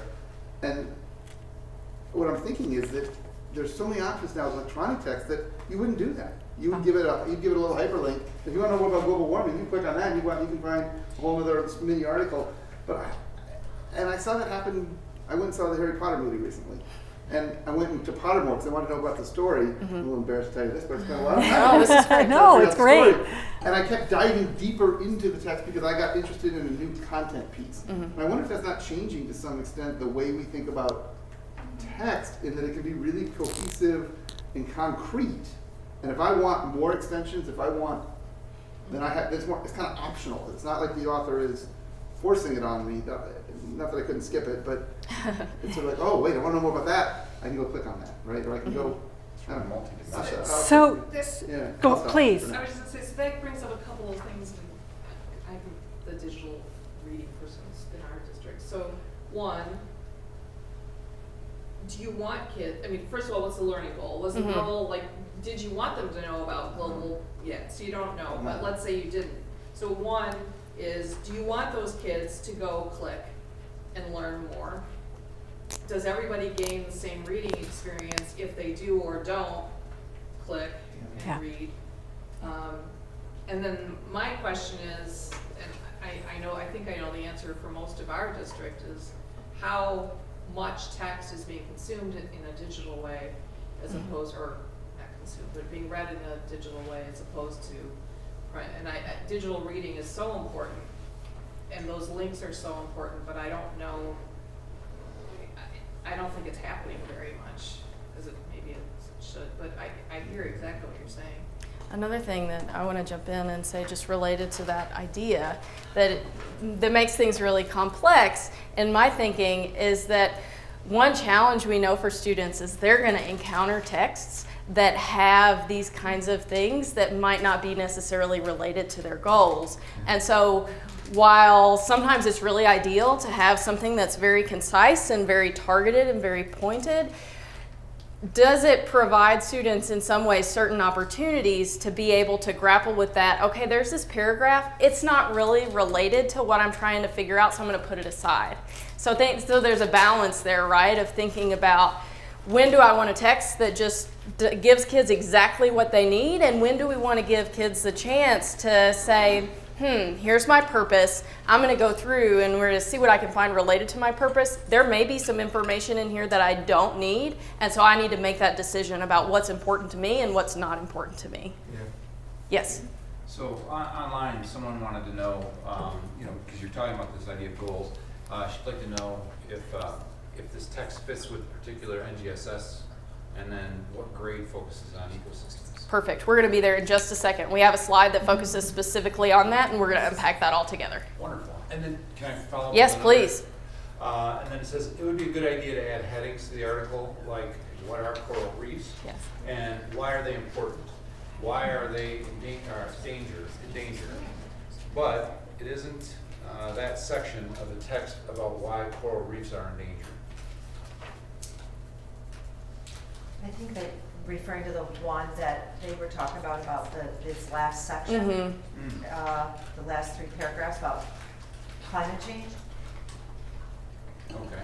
And one interesting idea that this table over here proposed earlier was that if you are in the situation of using a text like this, one of your ELA goals could be related to supporting students to generate those headings. In a case where there aren't headings to really guide our thinking about the organization, working with students to come up with, well, what was this paragraph about? If we wanted to make a heading for it, what might that heading be? And so really thinking about the opportunities that a particular text provides for both what students are figuring out in science, and we'll talk about those NGSS related goals, and then also what opportunities a text affords for students' ELA learning in particular. Any other online? Okay. And I think, Mike, your deliberation there is also related to how much of scientific phenomena or explanations are going to remain in a black box for students versus we're trying to help them to develop a rich network of ideas. So while I understand your point that this could just be framed as global warming is one of the reasons, one of the suspects, without going into the description of what underlies. On the other hand, being introduced to, so here's a phenomenon that scientists believe is related to global warming. There is an explanation for global warming.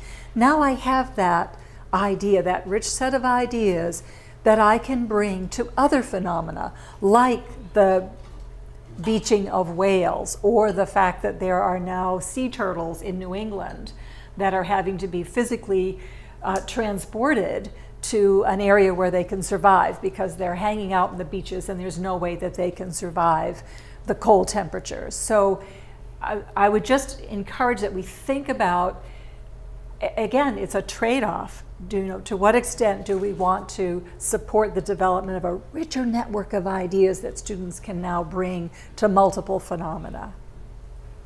James? Another online comment says, can you situate the text for us? Is this a read aloud, a small group reading, etc.? We think that this matters as we think about the purpose for using the text. Absolutely. Yeah, we really appreciate that comment. That would be a judgment that a teacher would make. So depending upon how sophisticated or how much prior knowledge your students have, whether they're jigsawing this as, this is the group that's going to be looking at coral reefs as an ecosystem, you're going to be looking at the tropical rainforest as an ecosystem, you could jigsaw it. You could do it as an interactive read aloud where you're carefully guiding the readers through the text. Those are all choices that they don't come with the text. The teacher is, after doing this kind of analysis, making the judgment about what would be the most productive way to use this text. What are my students likely to need to learn from this text? So does that, I don't know if that's helpful to the person or. I hope it is. Okay. I think we'll continue to talk about those ideas today. That's a really helpful question. Yeah, it is. Let's turn to some of the other. So you've begun to identify some of the content goals that you associated with this, or the big ideas. Let's look at some of the micro level features. What did you find yourself talking about with respect to what you noticed? Some of this has come up. You talked, for example, already about the fact that the absence of typographic cues. But what else did you notice? One of you, this group over here, was talking about the air quotes that were used at the beginning. Richard, was that you? And yes. In this, yeah, I'm sorry, it was this group. So the fact that the author has the equivalent of what we would call air quotes. You may think it's a rock, but in fact it's alive. So that's an interesting device that the author has used that may have to be talked about with students, right? We don't think of air quotes in written text, but here's an example where there is the use of that. What were some of the other micro level features that you found yourself talking about? Please. There was some figurative language and similes, analogies, especially in the front page. Okay.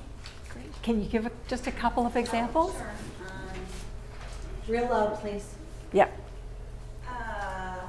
Some look like brains and others like fingers. Right. Let's see. What was another one? Deer antlers. Sway, Yeah. fan-like. Uh-huh. Right, the fan-like swaying. All right, thank you, that's helpful. We were talking about that fan-like thing maybe really creating some misconception. Like, do students know that Kind of fan? visual? Or what do they think of when they think of a fan? Because Right, if they think I'm of a not sure ceiling they have fan to- versus matches with Yep, that's a great, their experience. that would be a great thing that the teacher might want to pause to see what sense students are making of fan-like in that case. Any other micro features that you focused on or found yourself talking about? The use of the word many scientists on the last page. Nice. So not all, not even most, but many. And that could be something that the teacher could pause and talk about. Why did the author use the word many? Okay. Shall I go ahead? Yeah, go ahead. So here's one take on the use of this analysis tool. So if we were describing the content, we could say that this provides an account of a specific ecosystem. So you too have tracked in on this being an example of an ecosystem. It presents a description of the interdependence of the organisms in that ecosystem. Am I moving too far? Nope, you're good. Okay.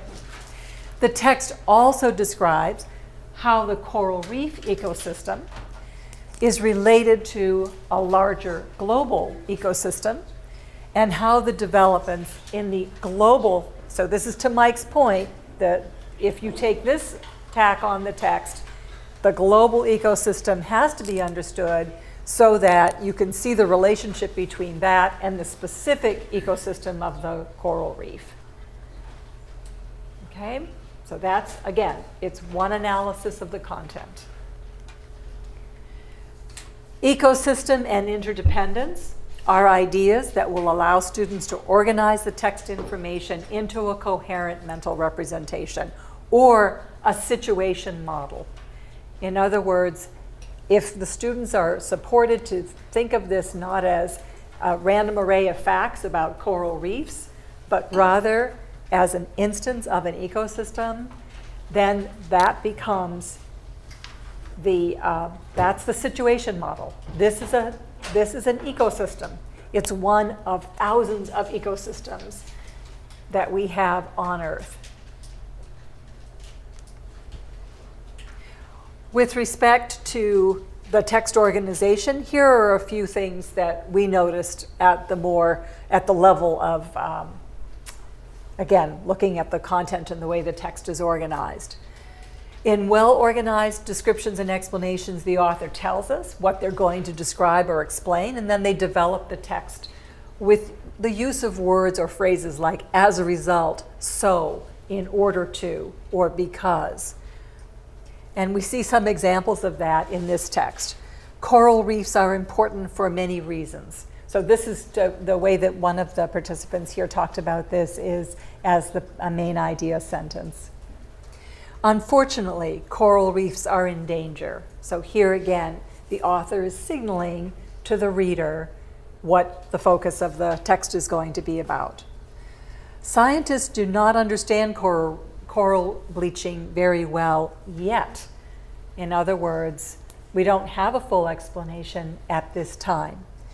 They know that warmer water temperatures cause corals to bleach, but they don't know why. So again, but is one of those connector words that signals to the reader that there's something that you want to pay attention to here. One theory is, another theory is. So those are just some of the ways in which the author is using that kind of language to support the reader to derive what they can about the explanation for the coral reef, the bleaching, the coral bleaching.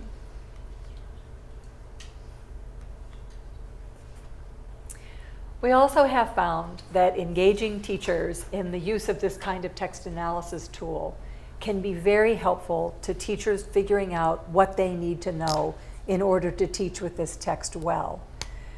And I think this issue came up. You were talking about teachers' own prior knowledge in relationship to a text. And that we know does influence. So teachers are more likely to be comfortable allowing students to have more conversation about the ideas in text if they're comfortable with their own knowledge of the information in the text.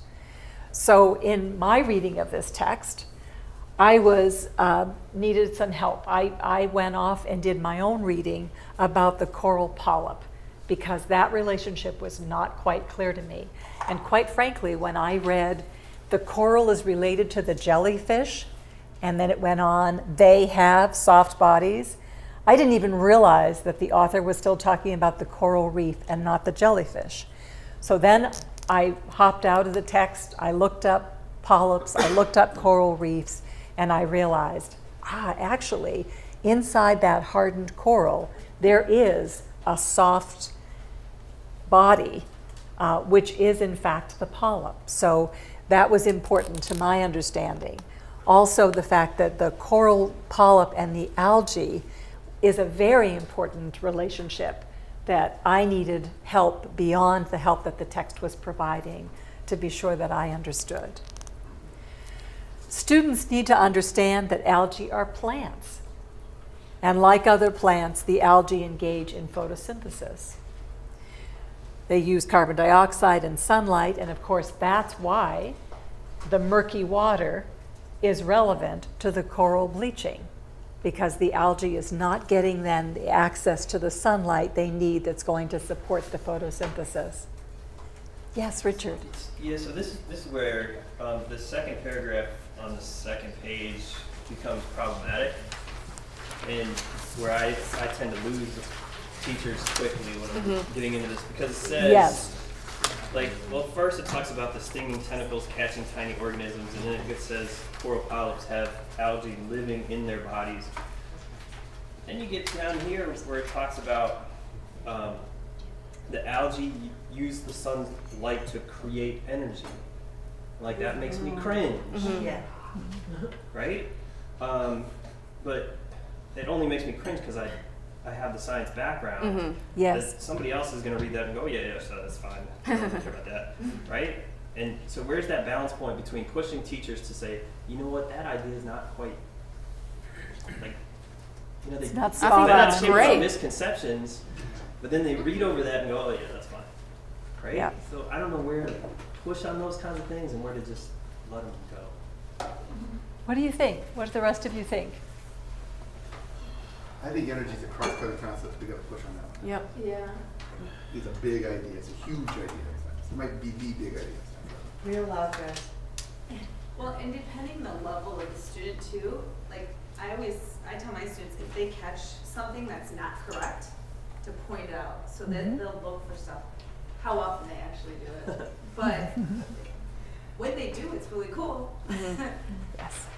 Or if I missay something, they'll get me, especially if it's something I get them on. I think that this is a really important idea too, because it makes me think about how are we positioning students, right? Are we positioning students to approach text as these are all facts and we know that things are all true, and so if the text says it, then it must be right and we shouldn't ask any questions? Or are we positioning students and teaching students to be critical readers?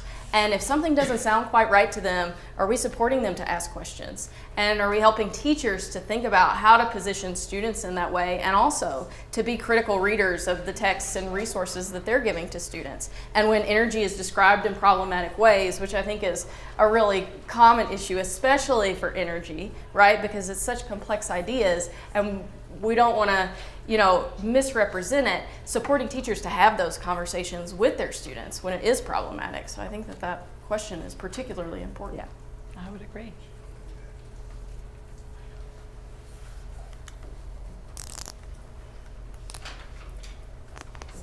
So some of these points you already made with respect to the language cues. The first page actually has multiple reference to coral reef, and they use multiple terms, right, to describe. So in fact, here are all of the ways, just in the first two paragraphs, that the author refers to coral reefs. Complex structures, some, others, ocean community, they, all of those terms are being used, and you could substitute the words coral reefs for any one of those reference. Again, particularly for children who are emergent bilingual speakers, this is something that could easily be lost. Once the author introduces the referent, they'll often use pronouns. So just to clarify what we mean by referent words, it, they, their, her, all of those are referent words. And it's easy to make the assumption that just as you as an expert reader are going to appreciate that, naive readers, students who have not been introduced to that, perhaps would miss that.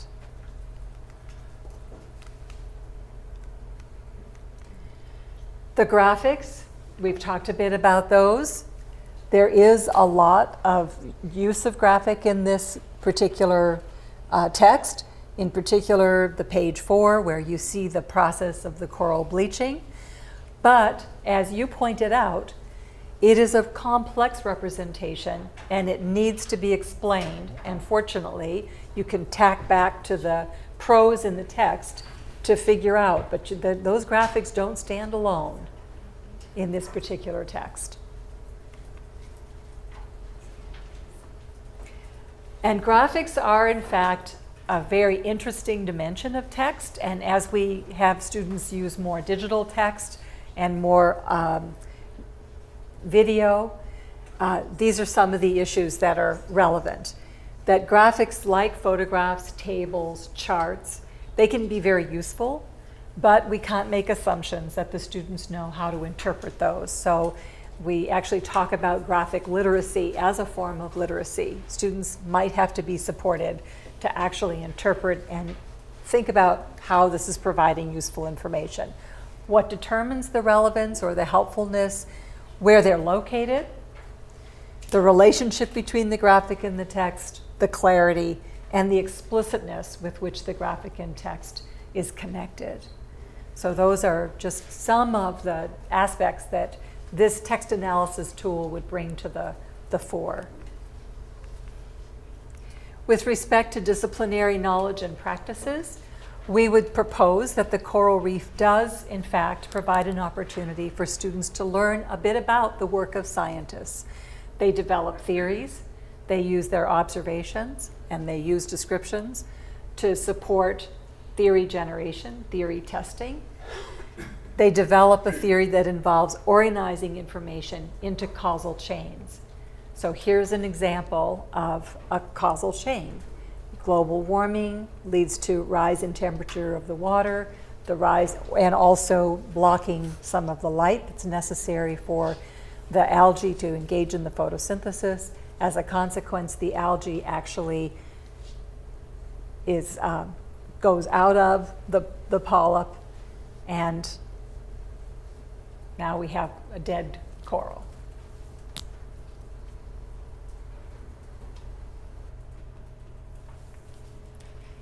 Here's the... And I actually want to skip this one and come back to it because I think we'll want to spend more time with this slide and thinking about the science standards.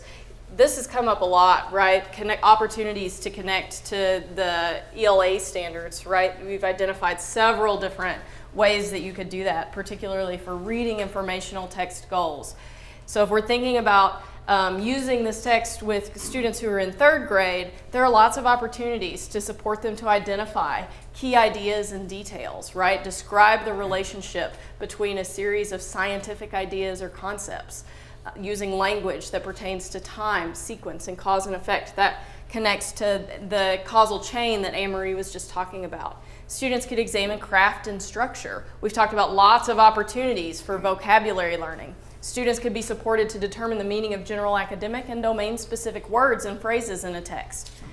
In addition, it could support students to integrate knowledge and ideas. So students could be supported to use information gained from illustrations and the words in the text to demonstrate their understanding of that text. We talked a lot about the graphics in the text and the different opportunities for connecting those to that information.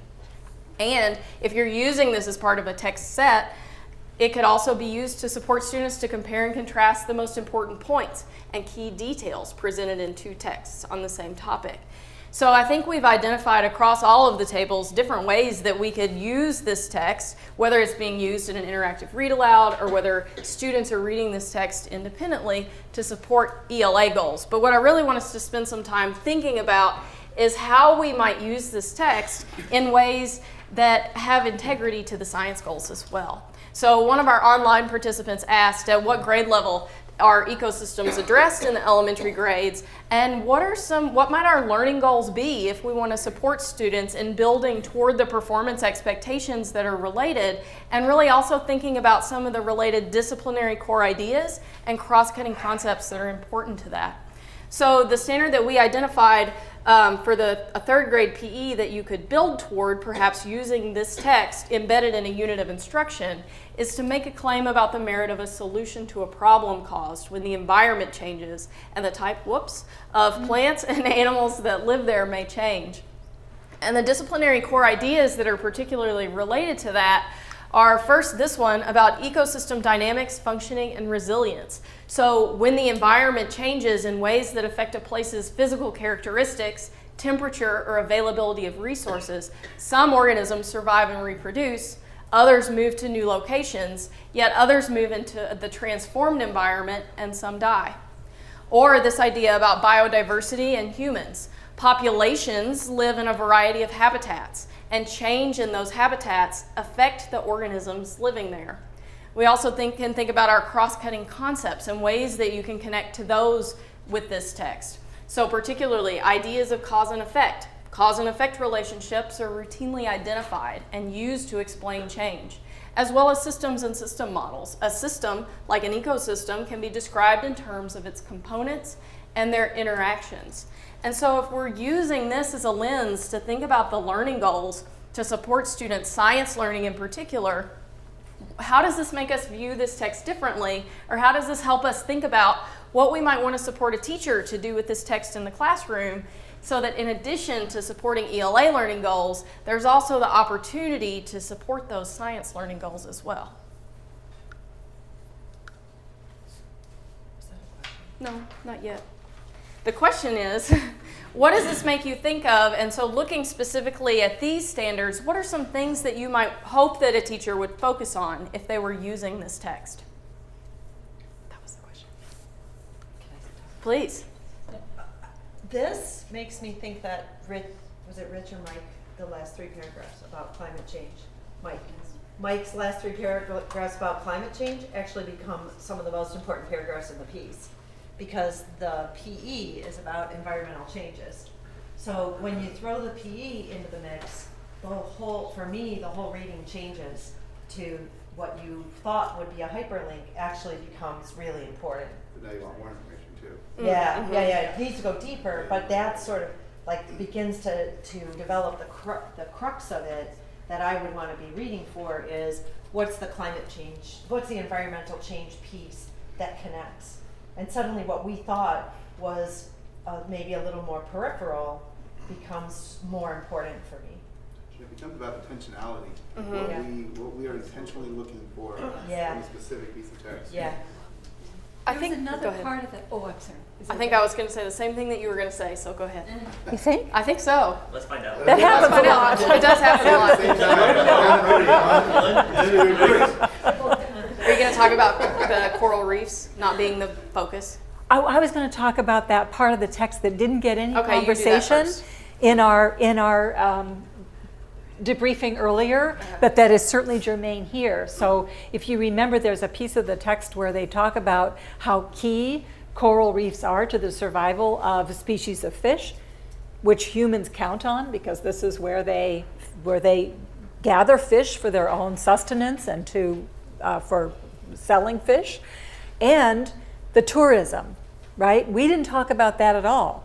But were we thinking about this biodiversity in humans, we might have paid closer attention to that paragraph that talked about, wow, yeah, I hadn't thought about that. Here's this coral reef that for multiple purposes, humans are counting on.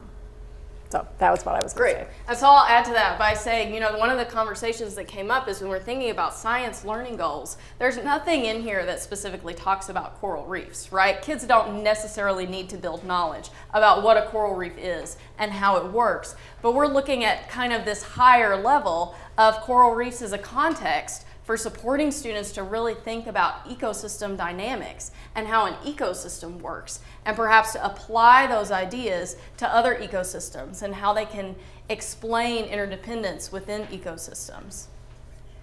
How else can you think about what might a teacher need support in to understand these ideas and how to use this text to support students to move toward building understanding of either these disciplinary core ideas or moving toward that PE? Yes? I'm just thinking about something James had mentioned earlier about the placement of text in the curriculum. And is it a leading text, right? Does it start off a unit, or is it a supporting text and it's something that we're using other text and continuing learning with, or is it something that's ending my unit? I think that's probably something that teachers would need a little bit of help understanding the role of the text in a larger piece. Absolutely. Yes. And I mean, just a general understanding of phenomena-based learning. Because without that understanding, most teachers would just look at this and say, "Oh, coral reefs." Right. This might be the anchor, but that's not the phenomenon. That's not the driving question. The driving question is going to be gotten to by asking the questions from this third paragraph. Right. Yes. Yes. I think for me too, one important idea that came out of this is how complex and difficult to understand for people outside of our world, our standards really are. So, you know, for an ELA teacher, particularly an early L teacher that may not be as familiar with science, you know, they're handed that article on coral reefs, and you know, our target may have been the human interactions, but they're thinking, oh, like you said, it's coral reefs, and so they're keying in on something entirely different. And so we need to really make sure that they have an understanding of the standard and what that really means. Yes. So I looked up the whole topic bundle from that one comes to, and it made me think. Mary said, like, if you're looking at that particular PE, the coral bleaching and the climate change thing would be the focus. There's also another section in here about that animals form groups to survive. And so, like, in the whole, when you look at the whole bundle, you might focus on different pieces of this article and read it multiple times for that. But I think a lot of teachers are in, like, one standard, one reading, that's it, we're good, we covered it mode. And, like, again, we need to sort of shift their thinking to more broad ideas. Which that totally ties to the ELA standards about going into informational text with that lens of what's your purpose, right? And knowing how to go in and access the information you need. And if you look statistically in lower L, kids spend so much time reading narrative text, which is a beginning to end, because you need that and it all builds on each other, versus in an informational piece of text, it's different. So it's like having science mentor texts that have these concepts, and then you go in with a different lens as a reader and go in and come out of it to access that information. And that's something we need to teach kids to do, because that's a skill they need throughout informational reading, throughout their experiences. As a possibly helpful example, the project that Amory and I have been working on the last several years that James is really familiar with is called Multiple Literacies and Project-Based Learning. So it's a project-based learning curriculum that's designed to integrate science, ELA, and mathematics learning goals. And one of our units of instruction for 3rd grade is called Why Do We See So Many Squirrels But We Can't Find Any Stegosauruses? And it really focuses on these ideas of ecosystem dynamics and interdependence and how organisms work together and are related to each other in particular ecosystems. And the way that students really start off the unit to really ground it in their experiences is they make really close observations of ecosystem around their school. And so they really look closely at what are the organisms that live in the environment around our school. And they document, well, there are trees, there are squirrels, right? This is part of the focal phenomena.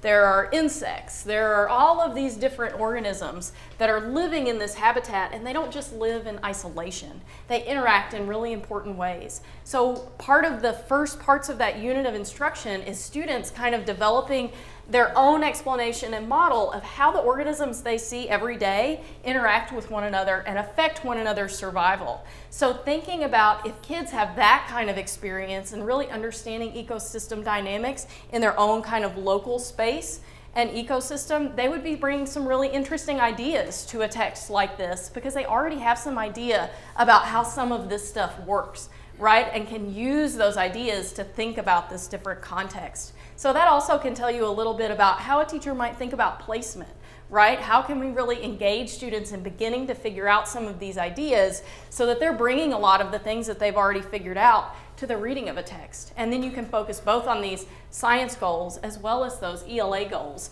that you've noted are sometimes a lot easier for teachers to identify. Any other, yes? Going back to your slide about cohesive text. Yes. Non-cohesive text, that's a good example of a non-cohesive text, because when you're looking at mirror transfer, you keep all your text cohesive so that what you're saying is mirror, it transfers. But this is a far transfer, so you're asking students to study something, then relate it to something else, and that's very more difficult in a lower elementary. So that idea that teachers are building a near and a far transfer within a concept is something that they need multiple experiences with. Absolutely. Because they won't do that on their own. Right, it needs to be supported. I think that's really important. Can you go back and like restate what you just said in words that I would understand? A near text and a far text, like I don't live in your world, so help us out. Okay, so cohesive means everything's connected and there's no inferencing. So you're if you're looking at coral reefs, all your texts are connected so that it goes right to transfer. What I'm teaching you transfers to that text. So non-transfer, like a far transfer, is that I'm teaching you something, but then you have to have an inference and you have to connect it. So that's a far transfer. What I'm teaching you is different than what this text is teaching you. And you have to show like we did a far transfer here because we were all talking about only coral reefs. But then when you showed us this, we made it a far transfer about how this would connect. So, but we're asking students to do the same. And that's a very difficult thing because they only connect to what we say and then there's an example. So we're asking them to connect something we said and now apply it to something new. And that's a whole new brain. You're connecting more of the network in your brain, which is why it's a harder, but more complex theory. Sorry. So as to pick up on what you said and to put it together with what Miranda commented on earlier. So I think that it's a fair characterization that going from a squirrel's habitat to the coral reef habitat is, in the first instance, a fairly far transfer, right? There's very little that these two environments have in common. What they have in common is that there are issues of interdependence. There are going to be different kinds of organisms that populate those two. However, as students are introduced and their understanding of interdependence and ecosystem is deepened by learning about multiple ecosystems, then we no longer have such a far transfer. So the whole issue of transfer is quite relative because it does depend, as you pointed out, on the network of ideas. And that's part of what we're trying to think about here is what role text can play in supporting students to have elaborated, rich, deep networks of ideas that they can draw upon. And if it's a reading that you've all done as a class, then you have this shared reference, you have this shared knowledge that you can bring to the conversation about whatever ecosystem it is that you're reading about. So I don't know if that's... Yeah, exactly. And the idea is that if you keep in this cohesive text, you never give them the ability to understand how to relate it to something else, something new. And so that's why that non-cohesive text is so important to continue over and over again. That may not be related, but they can see a relation based on the new learning. That's, that is that non-cohesive text. This was what we weren't thinking based on these standards, and then we had to readjust our thinking, and that's what we want kids to do. Right. And that's why it's more complex. Any other questions or thoughts? Yes, James. I just need a little clarification. So then, help me understand, because again, this is blowing my mind, right? So then, are you suggesting that we would put students in a very similar situation to the one that we just experienced, to where they would read this non-cohesive text, and then at the end we'd say, by the way, we wanted you to know this. What do you think from that? Well, but the way you're designing is not that everything is so explicit. So that's really the idea. Like with this design was not that the answer was right for us. We didn't go to the standard first and then move to the text. We had to have an inquiry and then move to see how it connected. And that whole idea of that non-cohesive text, we just don't put 3 texts that match. So it's so easy for kids. We have to move to an idea that now we're thinking more complex. And how does this relate? The relationships among texts are just as important as the concept. And that's the whole idea that why kids can't handle this complex text, because everything seems to be all connected for them. They don't do that connection on their own. But So- you scaffold towards it. Right. You don't start out and do that. You start with a cohesive, you build that prior knowledge and experience, so they experience some success, and then you gradually release to a more complex type of a task, right? And so eventually at the end, you want them to be able to make these abstract connections, taking their knowledge, taking their reading skill, and then coming up with whatever their thinking is. But you wouldn't just dump them into this like they did to us. Right. So for the sake of an example, one thing, so if we were including this text in that unit I described before, one of the ways you might frame that for students is, we've been really thinking hard about ecosystems and how organisms and ecosystems work together. We've been talking a lot about squirrels. And let's think about some of the things that they interact with. What are some of those organisms? Okay, well, they live in trees. That's also their food source. Well, what are other organisms that they interact with? And really connecting it here. And well, today we're going to read about another ecosystem. So I really want us to use those ideas that we've been thinking about with squirrels and to help us think about how this works in this ecosystem where coral reefs live, because they're also interacting with other organisms, and I think we're going to be able to make some connections to what we've been doing in science. Is that helpful? So it's not that you would necessarily say, okay, well, today we're going to read about coral reefs, and then after reading it say, oh, well, how could this connect to something we're already learning? You could do that, but you can also very easily frame it for students so that they're primed as they're reading to be making those connections already to what they have been figuring out in a firsthand way based on observations or investigations they've conducted in the classroom. Is that helpful? Okay, great. You want me to move on? All right. So we talked about this. And we just wanted to really quickly debrief about this experience with using that text analysis tool that you used as a lens to review this text for a second time. And we just wanted to gather some of your ideas about how do you think a tool like this could be helpful to teachers as they plan to teach with science text? What challenges might teachers encounter, and what supports might teachers need? And I want to give you just a few minutes to talk with the people at your table about what you think about those things. How do you think a tool like this might be helpful? What challenges might teachers encounter in using it? And what supports might they need? Take about 3 or 4 minutes for this part. So what are your thoughts? Based on your use in our discussions of this text analysis tool, what are some ways you think a tool like this might be helpful to teachers? So based on your experiences using the text analysis tool as a lens for reviewing and analyzing the coral reefs text, what are some ways that you think a tool like this might be helpful to teachers? Yes? So online, teachers will need time to use this tool with the things they're going to use with students. They'll need the support to look at the article from not only a reading lens, but also a science lens. Right, so is there more? Am I cutting you? Okay, so especially about supports, right? Some of the supports that teachers might need would be time. As you noticed, it's a pretty in-depth tool. Right? If teachers are going to work to analyze the text and really think carefully about the different features and affordances and challenges of a particular text, it's going to take time to do some text analysis.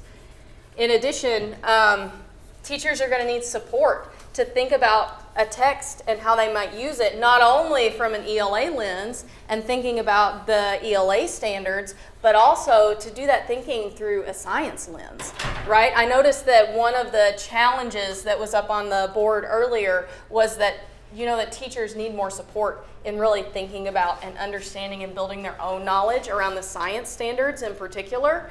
And so that's really important for being able to analyze a text and use it for science instruction to really, with integrity toward those science goals. If a teacher doesn't have that knowledge of what the ideas behind the science learning goals are, it's going to be really difficult to teach to those ideas. What other things? Yes, go ahead. I'm really drawn to numbers 4 and 5. Those are the ones that I can get my head around the most. Maybe my science background is the sense that you're asked, when I look at that, what are the most important ideas in the text? And I like those 4 follow-up things, right? What questions can I pose to focus student attention? How do the graphics and photographs play into that? Is there information in the text that can be distracting that I need to help them, avoid in some ways? And is information needed to understand important text ideas that's missing information? I can get my head around. Those are the questions I don't, if I was a 4th grade teacher, I would not have before today inherently thought to ask those 4. So I found that tool really, really insightful to me. So particularly the content section. So numbers 4 and 5 might be particularly helpful When to I look at teachers. 2, I don't know what to do with that. And I think James was asking, like, what do I do with that, right? I can maybe some more time I can understand what genre I'm looking for, but I'm not sure what I would do with that. Okay. That's my naivete. And I think that is what, being a literacy person, I'm thinking I need to think more about 4 and 5. If I'm a content person, I really need to spend more time really focusing my brain around 1, 2, 3, and 6. Because as a content expert, you're focused on the content and not necessarily thinking about what kids are bringing into the text or what the scaffolds are. And as a literacy person, like what you're going to find with most of your elementary people, they're thinking more about the others, and we need to help support them think about 4 and 5. So all of them are important, and to be able to know yourself as to where you gravitate and know that the other things are the things that you need to think about. So I think that's really helpful, really thinking about how certain sections are more intuitive to people with certain backgrounds, whereas other sections might be more intuitive to disciplinary experts. And even worse, because I don't understand too, I just discount it as not important. And so you're telling me I have to treat that as important. Because how's that working for our secondary? Yes. The piece in number 6 that was referenced earlier about the co-reference, the connectives. I don't know if in ELA, I'm at secondary, so I don't even know if in the ELA classes those kinds of things are being taught explicitly to students. And so now we're asking them to put it into a science context. Does the science teacher know to teach those things? And so there's this direct instruction that needs to take place and then repeated over and over and over again, so that when you get to high school and you're reading something complex, do you know to look for those words to help you figure out? James, were you going to add something? Yeah, and another question. I'm not sure if this is teacher work.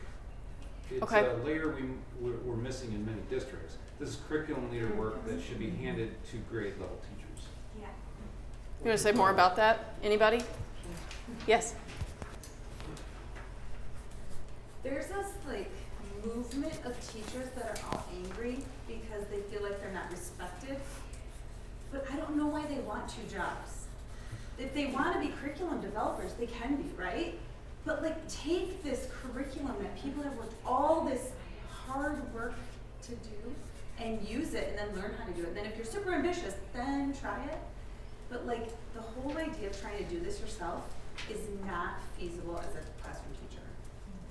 So is that, I'm like, that's my trigger there. But so I took a little bit of that. I don't know if I addressed all of that, but like, it's not teacher work. Some of this isn't.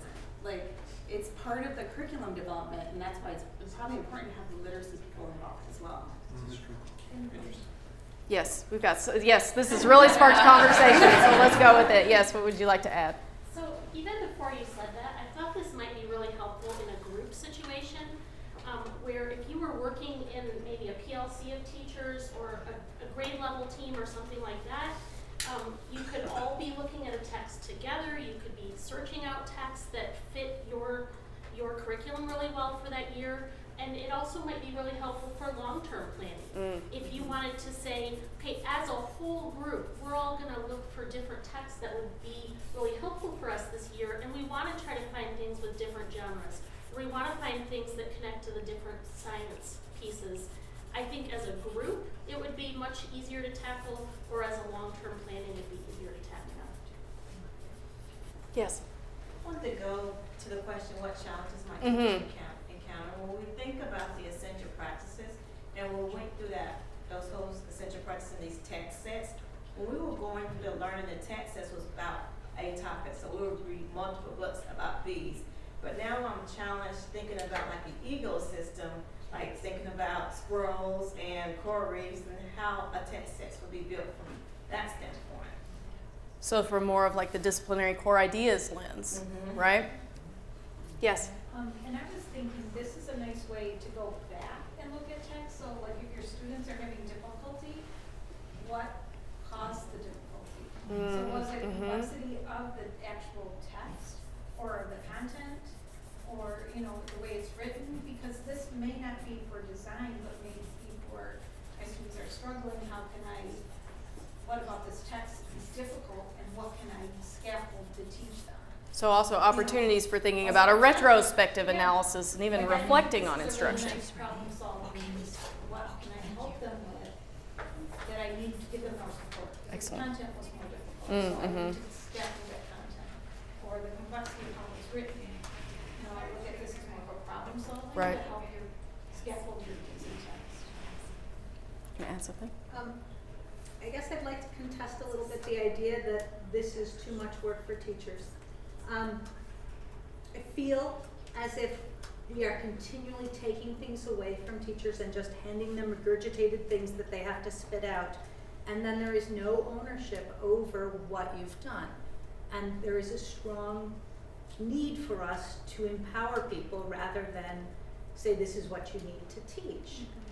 And I think if we don't do any of this work at the teacher level, we're asking them to just take for granted that we've done great vetting, and we're also saying you don't have the expertise to judge whether this is good. I think it's got to be a balance, just like having a text that is near and close to getting information out of, and a text that has far-reaching information where you have to make analogies. You must treat the teachers in the same way, and you have to give them some chances where you say, well, these are a great place to start, and then let's do this again in the next unit as a group or in small groups or by grade level band, because I think you run the risk again of dumbing down everything. Mm-hmm. Yes. I do think that it's important to give teachers curriculum and to do our best to help them navigate it. But I think that at the same time you have to build expertise so that that curriculum is used appropriately. And we know that that there's no curriculum that's completely, great. And so a teacher needs to be able to look at the curriculum and put it up against like the essentials or the information that they have and enhance it. And they're only going to do that, like you don't build this kind of expertise unless you go through this kind of process. Like we have to stop keeping it very surface level for teachers and really help them build their expertise, but there is a balance of, having them create everything or have them have to, I don't know. Like there does need to be a balance. I think I wouldn't expect a teacher to be doing this with every lesson, with every book. But I do think it's important for them to know how to do this kind of work because it will kind of go into every aspect of their teaching. Yeah, I think you totally hit it on the head. Having the PD around some curriculum so you know what looks good, so then you learn how to do it. So you're not totally discrediting the teachers, right? You're teaching them how to do it, but you can't just expect them to do it. It's too much work otherwise.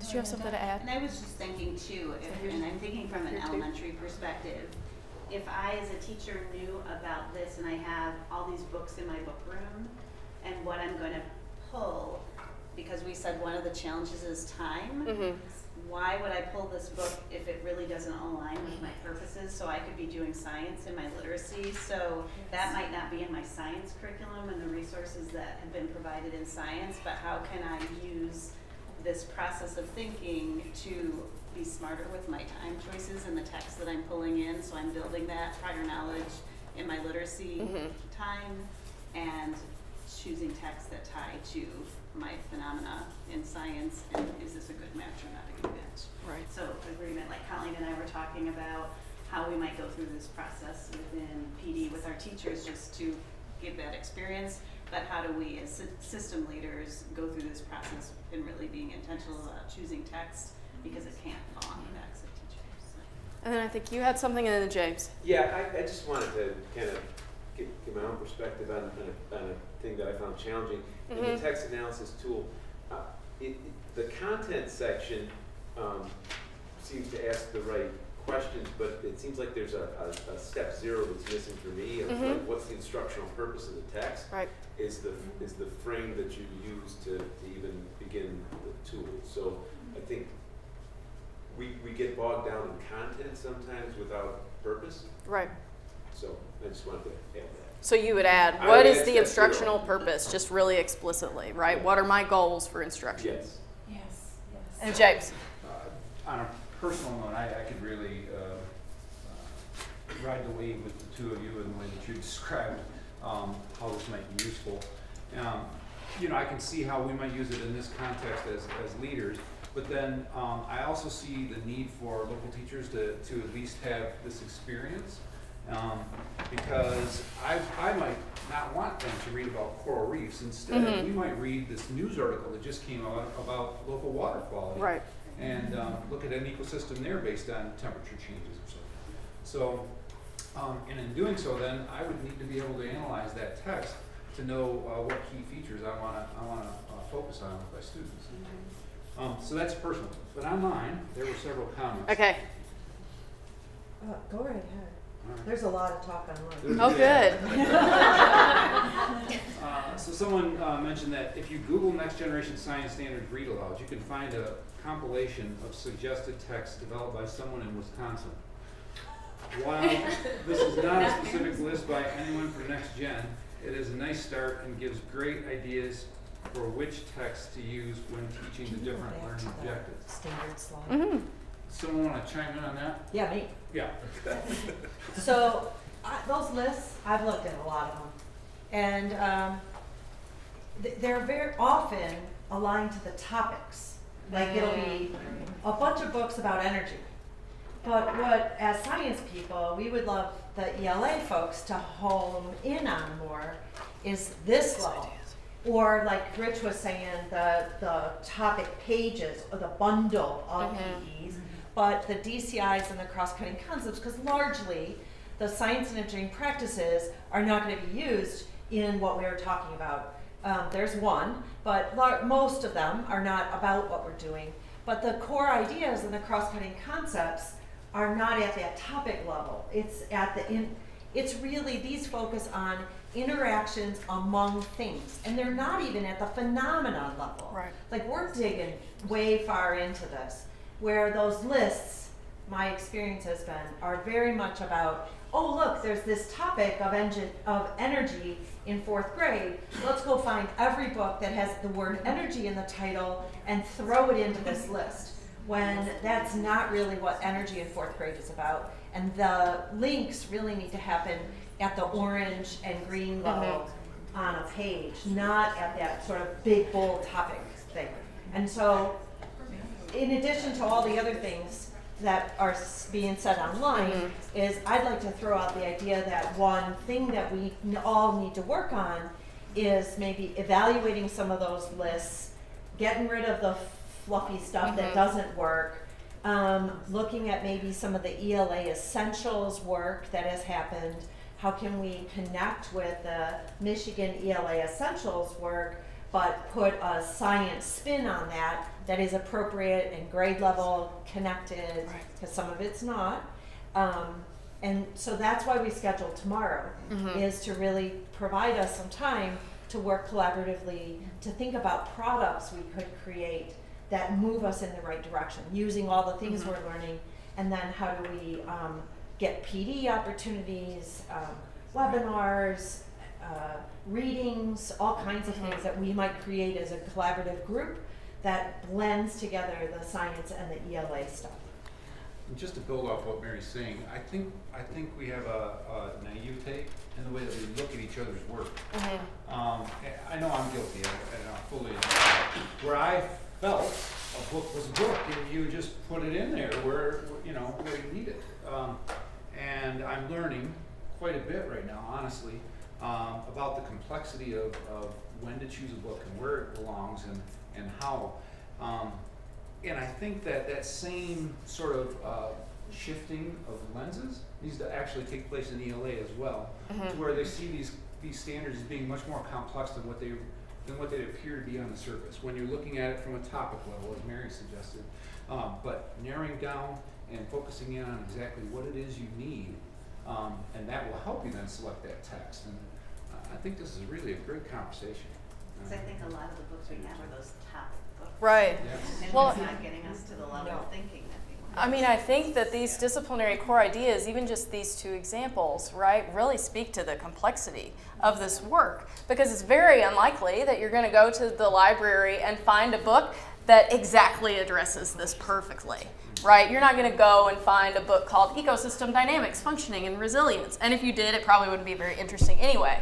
But just the kind of work, really, just the kind of work that, at least not for third graders, the kind of work that has to go into this and thinking about ways in which a book may really support students' learning in this, you have to bring those lenses, right? Both the ELA kinds of lenses in supporting students' literacy development, reading, writing, speaking, and listening, but also, and especially when we think about integration, these science lenses. And what do these ideas really mean, and how can we support students to think in these ways and build knowledge around these disciplinary core ideas? Yes? Well, as ELA, I've always looked at the vocabulary, and I concentrate kindergarten and first grade. So I'm looking at vocabulary, the books that will bring out the vocabulary. When I'm looking at the science, I'm also thinking, how far do I need to bring them, and what are the base words that I need to teach so that they can reach those concepts by the time they get into third grade? And I think that's a really big challenge. Mm-hmm. So thinking specifically about implications for vocabulary instruction. Time for lunch. And so I'll just give you, as we're breaking for lunch, a quick preview of what's coming up next, which is a focus on, we did that part. Do you want to say a little bit about this slide first, or? The only thing I want to say about this slide is that it's what motivates the next part that we're going to turn to. It's a very interesting study. There was a researcher who was curious about how is it that teachers teach the magic school bus, because like, where do you begin? What do you call students' attention to? So this researcher actually studied, there was two, Smolkin and Donovan. They actually studied 12 teachers teaching with the magic school bus. And it was fascinating, the variations in how teachers taught. And quite frankly, what teachers did mattered. So that's a little bit of a tease to what we're going to do this afternoon.